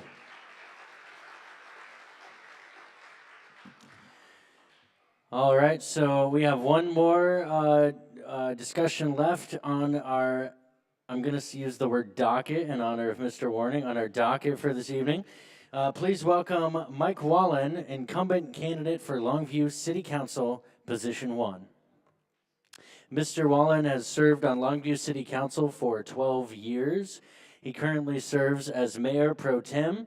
Mike is the past president of the Early Bird Lions Club. He's an active volunteer with local organizations, including the KLMA Cold Weather Shelter. Mike was part of the volunteer team that physically bolted together Hope Village's pallet homes. He currently serves on the local and state board of the Association of Realtors and has a political science degree from the University of Washington. Go Dogs. You're welcome. Okay. And Mike worked in the state legislature for 8 years and currently hosts a weekly informative talk show called Town Hall on KEDO. Professionally, Mike is a real estate broker. Please welcome now Calais Lefebvre, candidate for Longview City Council, Position 1. Calais Lefebvre has supported our community as an emergency medical technician through Cowlitz 2 Fire and Rescue. Calais volunteers with local historical preservation organizations and co-founded the 100 Women Who Care Lower Columbia chapter. She's also a current member of the City of Longview Planning Commission. Calais is currently employed as the Community Outreach Director for the Cowlitz Chaplaincy, which supports over 800 local first responders and also serves as an independent investigation team member for the local sheriff's department. Thank you. Thank you.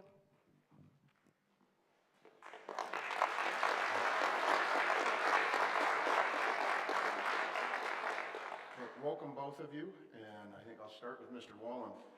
As I mentioned earlier, if there's one project that has generated a lot of discussion in the Longview community, it's Hope Village.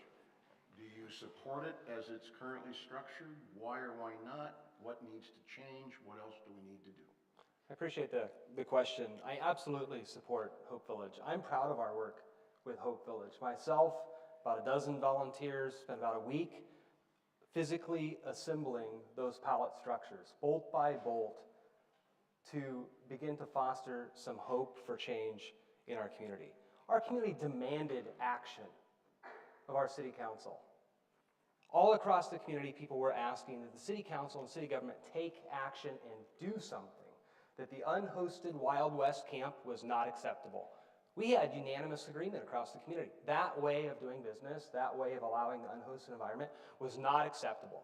So the city council took bold action, ordered up those pallet homes and stood up a site, entered into an agreement with the Salvation Army that has proven to be successful. Year to date, 41 individuals are out of our streets, public rights of ways, sidewalks, parks, successfully transitioned through this program and are on a path to recovery. We have another additional 50 people there right now on that same path.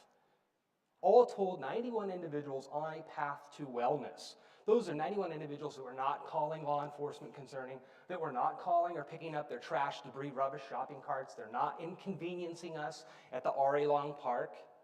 Absolute success, and we need to continue the program. Thank you. Ms. LaFave, same question. Right. Do you Well, like or not like Hope Village? What needs to change? What's good? thank you. Well, first of all, I'd like to thank everybody for being here and thanking everybody online as well. It's very important that you hear both of us and to see what the comparisons are. This started a few years ago with the Martin Boise Ninth Circuit decision. Some cities took it very literally, and it was fearful to be sued if they didn't provide. Many cities didn't provide it, and they didn't have the homeless problem like we do. Once Camp Alabama started, it was chaos. It was city community chaos for 3 years. And these people came to city council and told them the disaster and destruction for them, their property, themselves, and city council did not take action for 3 years. And then Hope Village came about. And you're right, we did want to change, but we would have liked to have had a change with constituents' opinion.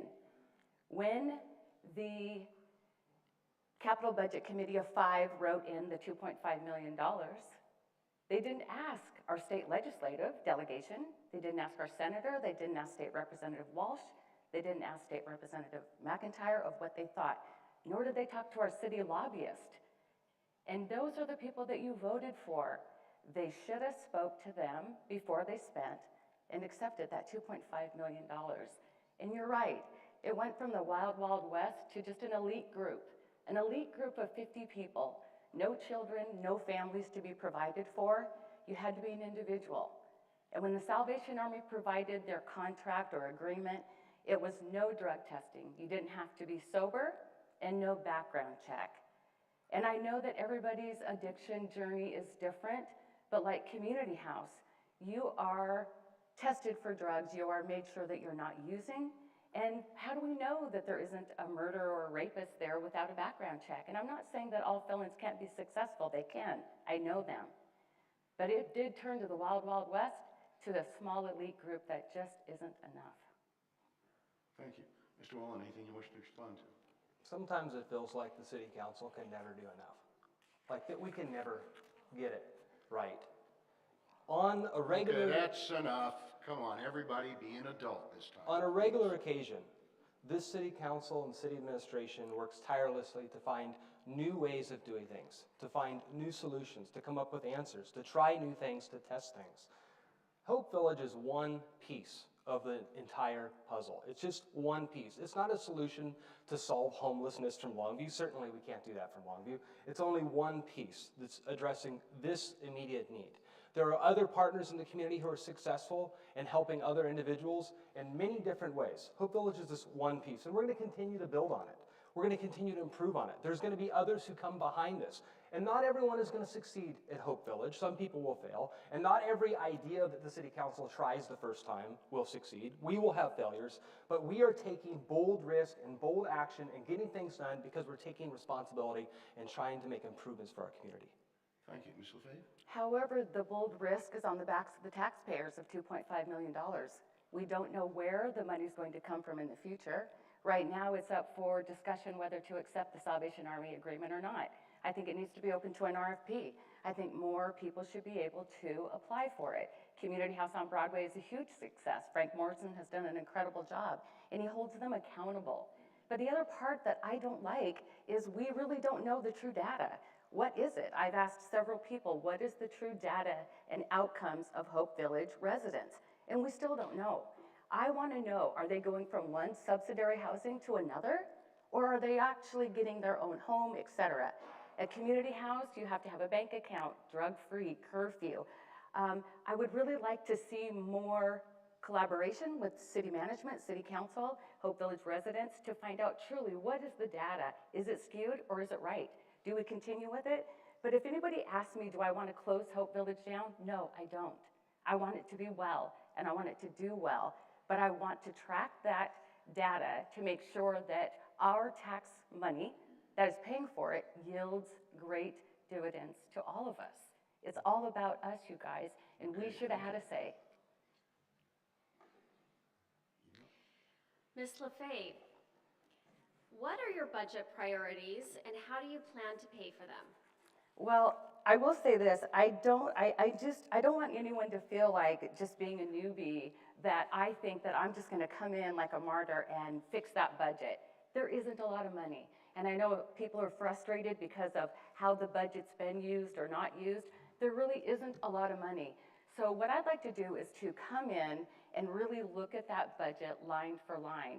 It's sad to me that they're approving a budget now in election season when I thought that they should have put that off, because there could be new people. So I'd like to look at that budget line for line. The number one priority to me is always going to be first responders. I was an EMT for Cowlitz Fire and Rescue. I am the IIT person for the Sheriff's Department as well as working for the chaplaincy. The chaplaincy supports 800 first responders. I just want to reiterate to City Council that it isn't just law and firefighters.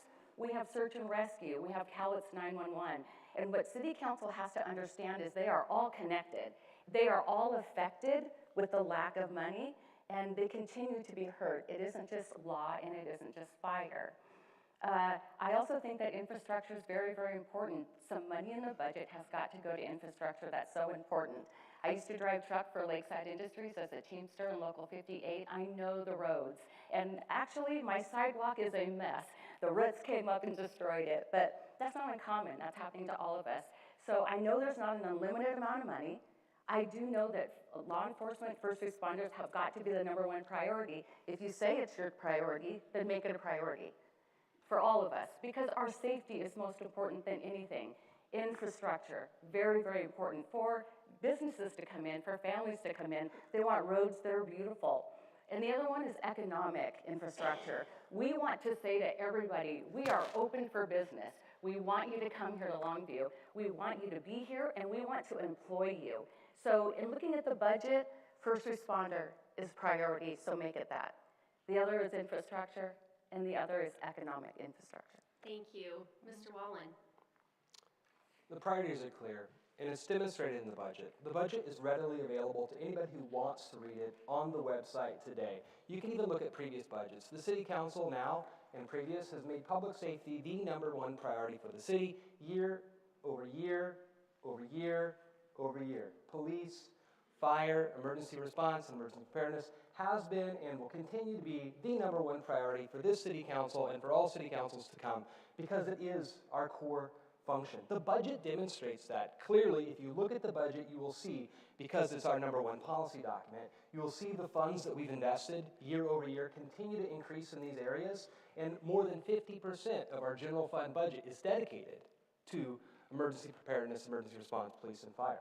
Clearly, that's our priority. Now, certainly there are other needs and there's other things that we have to do throughout the community that require our attention and finances. But this City Council has invested in law enforcement. The City Council has invested in criminal justice. The City Council has invested in the fire service, from everything from equipment and apparatus to staffing, and trying to meet the needs of the entire community, keeping in mind that our priority is public safety, but there are other needs as well. Thank you. Response, Ms. LaFay. Yeah, I don't disagree. But you know, we tried to get the police levy on the ballot this year and we failed it because my opponent and City Council thought that it would be too difficult for all of you to decide whether you wanted a park levy or law enforcement levy. And they chose to do that. So when that happens, if in fact it gets on the ballot for next quarter, let's say fourth quarter of 2024, we wouldn't have additional law enforcement till 2025. And think about the training that they have to go through. Law enforcement, if in fact it was a priority, why didn't you look at the 2022 report in crime? We are up 24% in property crime year over year today. We are up 9.8% in crime in person, which is assault, homicide, sex offenders, up 9.8% year over year. If it was a priority, then at a 24% increase on property crime, that levy should have gone through. Thank you, Mr. Wallen. Look, there's so much to unpack here. I'll refrain from addressing the disinformation. However, right now, our police department is authorized to overhire. The police chief could hire as many police officers as he wanted right now. The issue is not finance and budget whatsoever, not the issue. Certainly it's not city council or any policy whatsoever. The problem is the overall culture of hiring and training and recruiting and retaining law enforcement. It has nothing to do with the budget whatsoever. The police chief is actively, and the HR department actively recruiting lateral transfers and new hires, actively trying to push new officers through the academy and through field training. It takes a considerable amount of time and investment, and it's a highly competitive environment between all of the law enforcement agencies. It has zero to do with our budget. Thank you. All right, well, you both brought up the issue, so let's address it specifically. There's been a lot of discussion about the potential for a public safety levy for 2024. Do you favor that levy? Why or why not? What are the alternatives, if any? And we'll start with Mr. Wallen. Well, I appreciate the question. I certainly appreciate Council Members Boudreau and Ortiz bringing forth their proposal to begin the conversation about a public safety levy. However, we need a detailed plan from the police chief and the police department with their clear sense of purpose of how they want to utilize some funds. The number of officers they want, the type of units and details they want to do, and what the clear expectations of the use of those funds would be, and the plan for actually hiring and fulfilling those positions if that were the case. Let alone, it's not just police officers we need. We also need to continue to invest in our behavioral health unit, which has been proven highly effective. We need to continue to recruit and grow the community service officer team that we have. Not every response requires a gun. The behavioral health team has proven to be effective. The community service officers and non-commissioned officers who respond to the low-level issues have proven to be effective. And so we can find and we can use other resources. Don't necessarily require a patrol officer. Certainly we could use more patrol officers. Again, the department's already authorized to overhire. They're already authorized to recruit, to train these individuals, to put them through the academy. So before we put a ballot measure on and ask the voters to approve a property tax levy, we should probably have a plan in place that comes from the police department, that is well vetted, that has transparent public process input, stakeholder input from the police department that we can all weigh in on and have an idea of actually what we're going to get for the money. Thank you, Ms. LaFay. Well, I know when Chief Jim Dusha was the chief of police for the Longview Fire, there was issues then at that time. There were a certain amount of law enforcement officers, and it's dwindled since. In talking with Chief Huter recently, who I think has done a wonderful job, I don't think he understands that he can hire them anytime that he wants, because the money has to come from somewhere. He can't just hire someone, so that means somebody has to lose for him to win. And with 24% increase in crime, ladies and gentlemen, we have to have law enforcement on the ground. I think that's been an issue in our community, a safety issue with people in our parks. And not just that, but our crime has increased, burglaries, robberies, everything. It's a tough time right now. And yes, we need AEDs. Yes, we need oxygen tanks for our firefighters. But what we really need is men and women on the ground in uniform enforcing the law. And thank goodness for the new attorney that came on board. She now has given them permission and direction to actually enforce the law. And so I think that it should have been on the levy. I think we need to respect the voters, and if they chose one over the other, that's their decision, because council just took away that ability. You cannot have your voice taken away anymore. It is your decision, your tax-paying dollars, and you should have a say of where it goes. This isn't about city council. This is about you, the constituents, and the taxpayers, and you have to have your voices heard. Already, we have talked about this. This has been the #1 topic about safety in our community. So why wouldn't we want more law enforcement on the ground? Right now, through my chaplaincy work, we are counseling so many law enforcement going through struggles and sadness, and some are leaving because they are tired. We are supporting them with love and faith, and they are tired. And you have to recognize that. They're tired and they're exhausted. And we should help them because we want to remind them that they're heroes to us. Thank you, ma'am. Anything you wish to respond to, Mr. Wallen?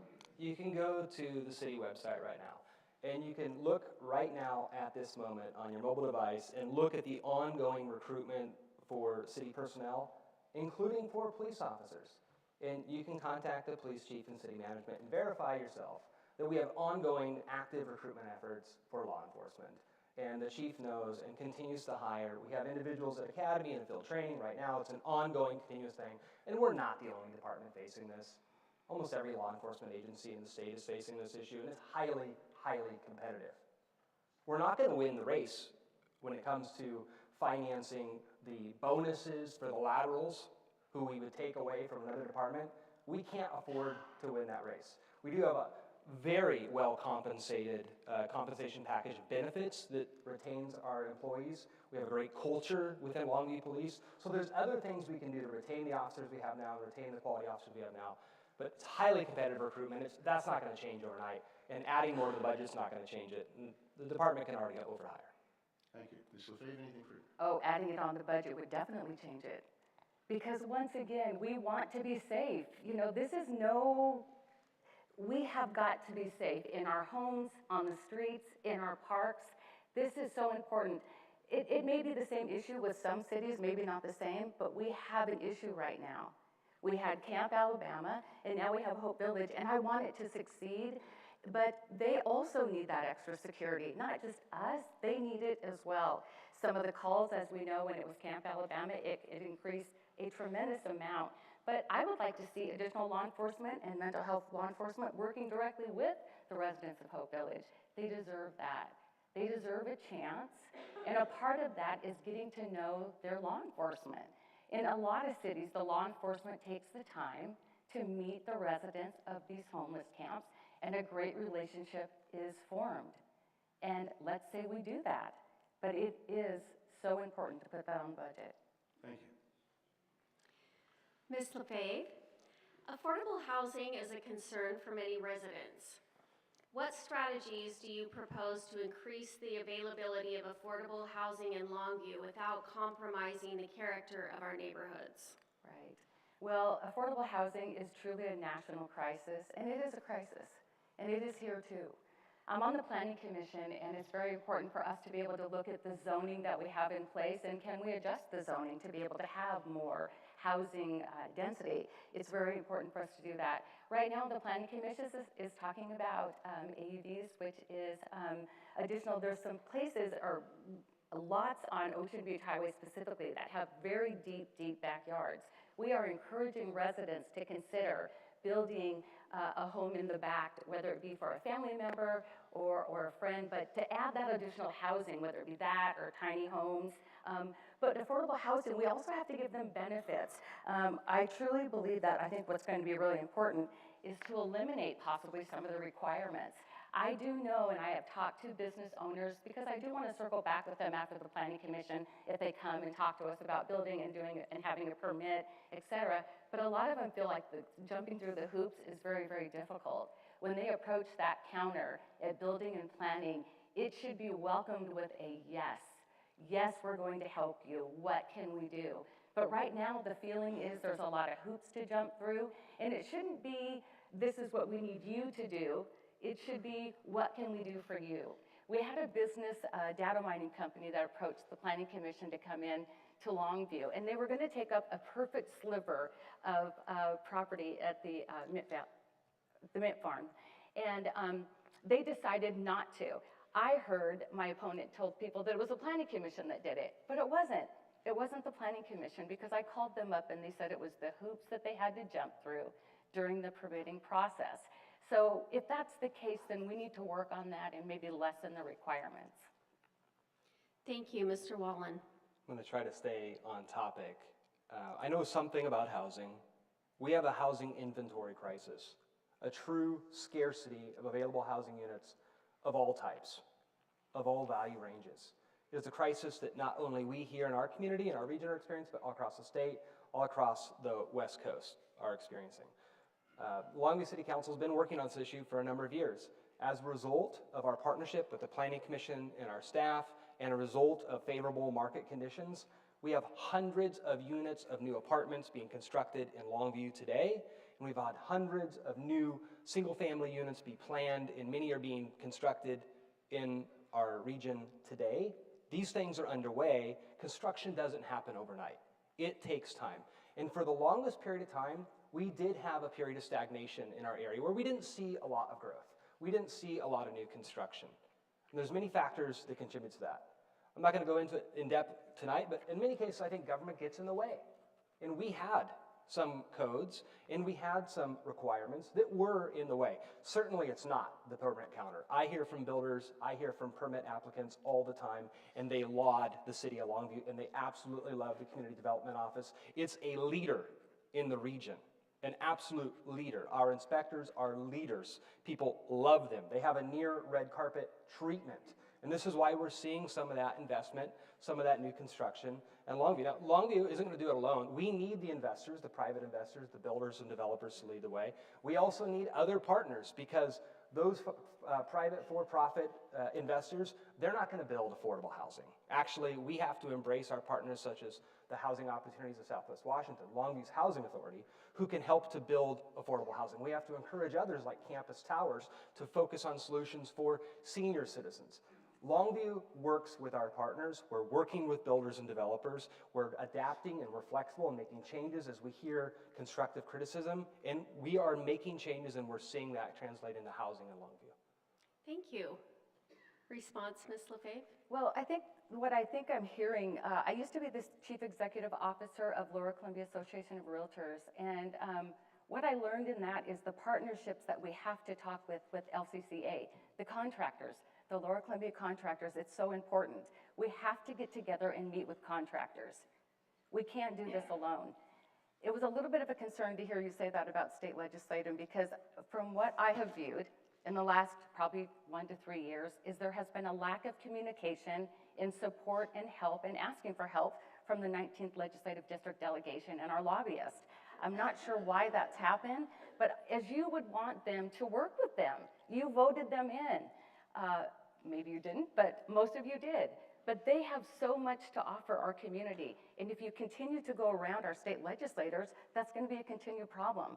I think we need to trust that relationship and reach out to our senator and our state representatives to help us with the afforded housing issues. Thank you. Mr. Wallen. I didn't realize that was part of the conversation we just had. Maybe I was listening to something else, or maybe my words came out differently. Longview's taking action on housing. In fact, just recently, we did direct the Planning Commission to take up this issue and look for specific examples in the code that we can change. We suggested reducing the minimum lot size requirement, reducing the road frontage requirement, reducing setbacks, and working with the builders and developers that we're working with currently to hear their ideas and their suggestions on how to make more buildable lands available. This is all underway. Again, we have housing being constructed. It is slow. It does take private investment.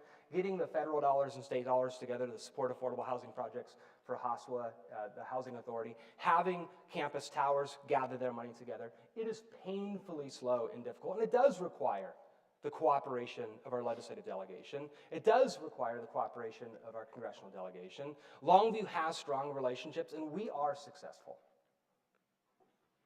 Thank you. Okay, let's go to a question from the audience. This one's anonymous, but what can and what will you do to increase transparency between the City Council and the citizens of Longview? Mr. Wallen, I'll start with you. There's been a lot of conversation about this: transparency, access to government, involvement and engagement to government. And I have heard, and City Council recently did go into retreat September 12th and talk about this subject, that some people do come to a council meeting and they feel that council might not be empathetic. And they do leave on occasion feeling like that they haven't been heard. The City Council hears that. We acknowledge that. We're trying to fix that. There's ways that we're done certain ways, and those aren't good excuses. And so we're trying to adapt and be flexible, to modify the way we do business, to recognize people, to make sure that people feel heard, that they are represented, and that if we have an answer to a question in the moment when someone's at City Hall, that we give them an answer, that we are more resourceful, that we are more empathetic. And so that's one thing I really appreciate about this city council and our city government, is we are open to making some changes. We are flexible. We do hear what our residents are asking for, and we are hearing and we're observing what people are asking for. There was great suggestions on the stage tonight about work sessions and community listening sessions. Those are great ideas. We had a good example of this recently with the Parks Board and with the Parks Department putting together table topics as we were doing some parks planning. It was highly effective. It worked really well. And I know that not only council has heard that, but we also know that the city administration has heard that and is adapting more of those ideas and trying to find more ways to be inclusive and more ways to include more people. We have an example tomorrow. There's a meeting of neighbors concerning a restroom in a park. People felt like they might not have been heard, they didn't get a chance for input. Staff is going out of their way to set up a special gathering with a neighborhood group so they can have special attention and time and provide input. This city council and this city administration is dedicated to improving transparency and access. Thank you. Ms. Lefebvre, what would you do to increase transparency with the citizens? Thank you. Well, I am one of the constituents that do feel that sometimes our voices are not heard, and I'm glad to hear that you acknowledge that. I think it's very important for us as constituents to have a voice and utilize your voice and feel like they're hearing you. We have a 3-minute buzzer. There's no dialogue back and forth. It's take a business card and we'll get back to you. And then we email for questions and then we may not hear back. So a part of the communication from constituents is understanding and being educated. What is a bond? What is a levy? What is an LMC? What does that mean? Can a budget be changed? We need to educate all of you on what decisions council makes and why. A lot of times people come up and they're angry about a decision, but if they would have done their research, they would have had a little bit more information of why. So educating. I think it's important when I see moms and children at these city council meetings that we allow the constituents to talk at the beginning of the meeting before any business is done. Some of the meetings go till 11:30, 12 o'clock at night. So we need to respect the constituents and hear what they have to say. I think it's very important that we understand too that we have our workshops in chambers. We don't have any microphones, there's no speakers in the workshop room, and so I think it's very important to respect the constituents. We want to hear what you have to say, and we hope that you hear what we have to say, so I think it's very important the location of where those are taking place. The other thing that I have been hearing about out and about in the community is we are not adapting to other languages. There's a lot of people that we work through the chaplaincy that are Spanish. Are things being interpreted and translated? Are we doing that in a way of TDN, the radio? How are we announcing when we have a workshop? Are we utilizing social media? What are we doing to get the word out? And are we adapting to other languages? I'm a sign language interpreter for deaf people, and I wonder, how do they know what we're saying? There's a large group of deaf people in this community, and I hope that we can find a way to include them so they can hear what we're saying. Thank you. Mr. Wallen, anything you wish to respond to? I appreciate the comment about how we communicate with our residents, particularly about multilingual individuals. And if we have an error there, we should immediately correct it. We should immediately correct it if we have those problems. It's inexcusable. One thing that's been discussed tonight is communication. Certainly increase and enhance communication would improve our transparency. Tonight we talked a lot about, and we heard from other candidates expressing a desire for a public information officer, a communications officer. Just this week, the city administration announced and published the hiring opportunity, the employment opportunity for a public information officer. This is not new. The city council has been discussing this for better than a year, had talked about this during our budget discussions, and had given direction to the city manager that we thought this was a priority to enhance our communication strategies, to have a communications professional to help us, and to take serious charge of this. And just this week, the announcement went out. So I'm really happy to see that progress. Thank you. Ms. Lefebvre, anything you wish to say? Sure. When I am on city council, there's going to be a big change in communication and open transparency from the council as well as the constituents. We've got to work together. My slogan is one team, one Longview for a reason. Years ago, I tried to marry the parties to get together from both sides of the aisle to have discussions, to let go of the meanness and the evilness that was happening. I've attempted to do that for years with no avail. But when I'm on city council, we're going to look at a place in our hearts and in this city to be heard. And we are going to let you be heard. At a planning commission meeting, we allowed dialogue back and forth from our commission to the constituents that came and spoke. And we learned so much by just asking them questions and them answering them back to us. Now, I do think it'd be wonderful on an annual basis to have one city council meeting that is only talking to constituents, letting them speak, talk back with them, tell them how you feel, but a really open meeting just for constituents. Thank you. And thank you both. And with that, Mr. Carter. That's it.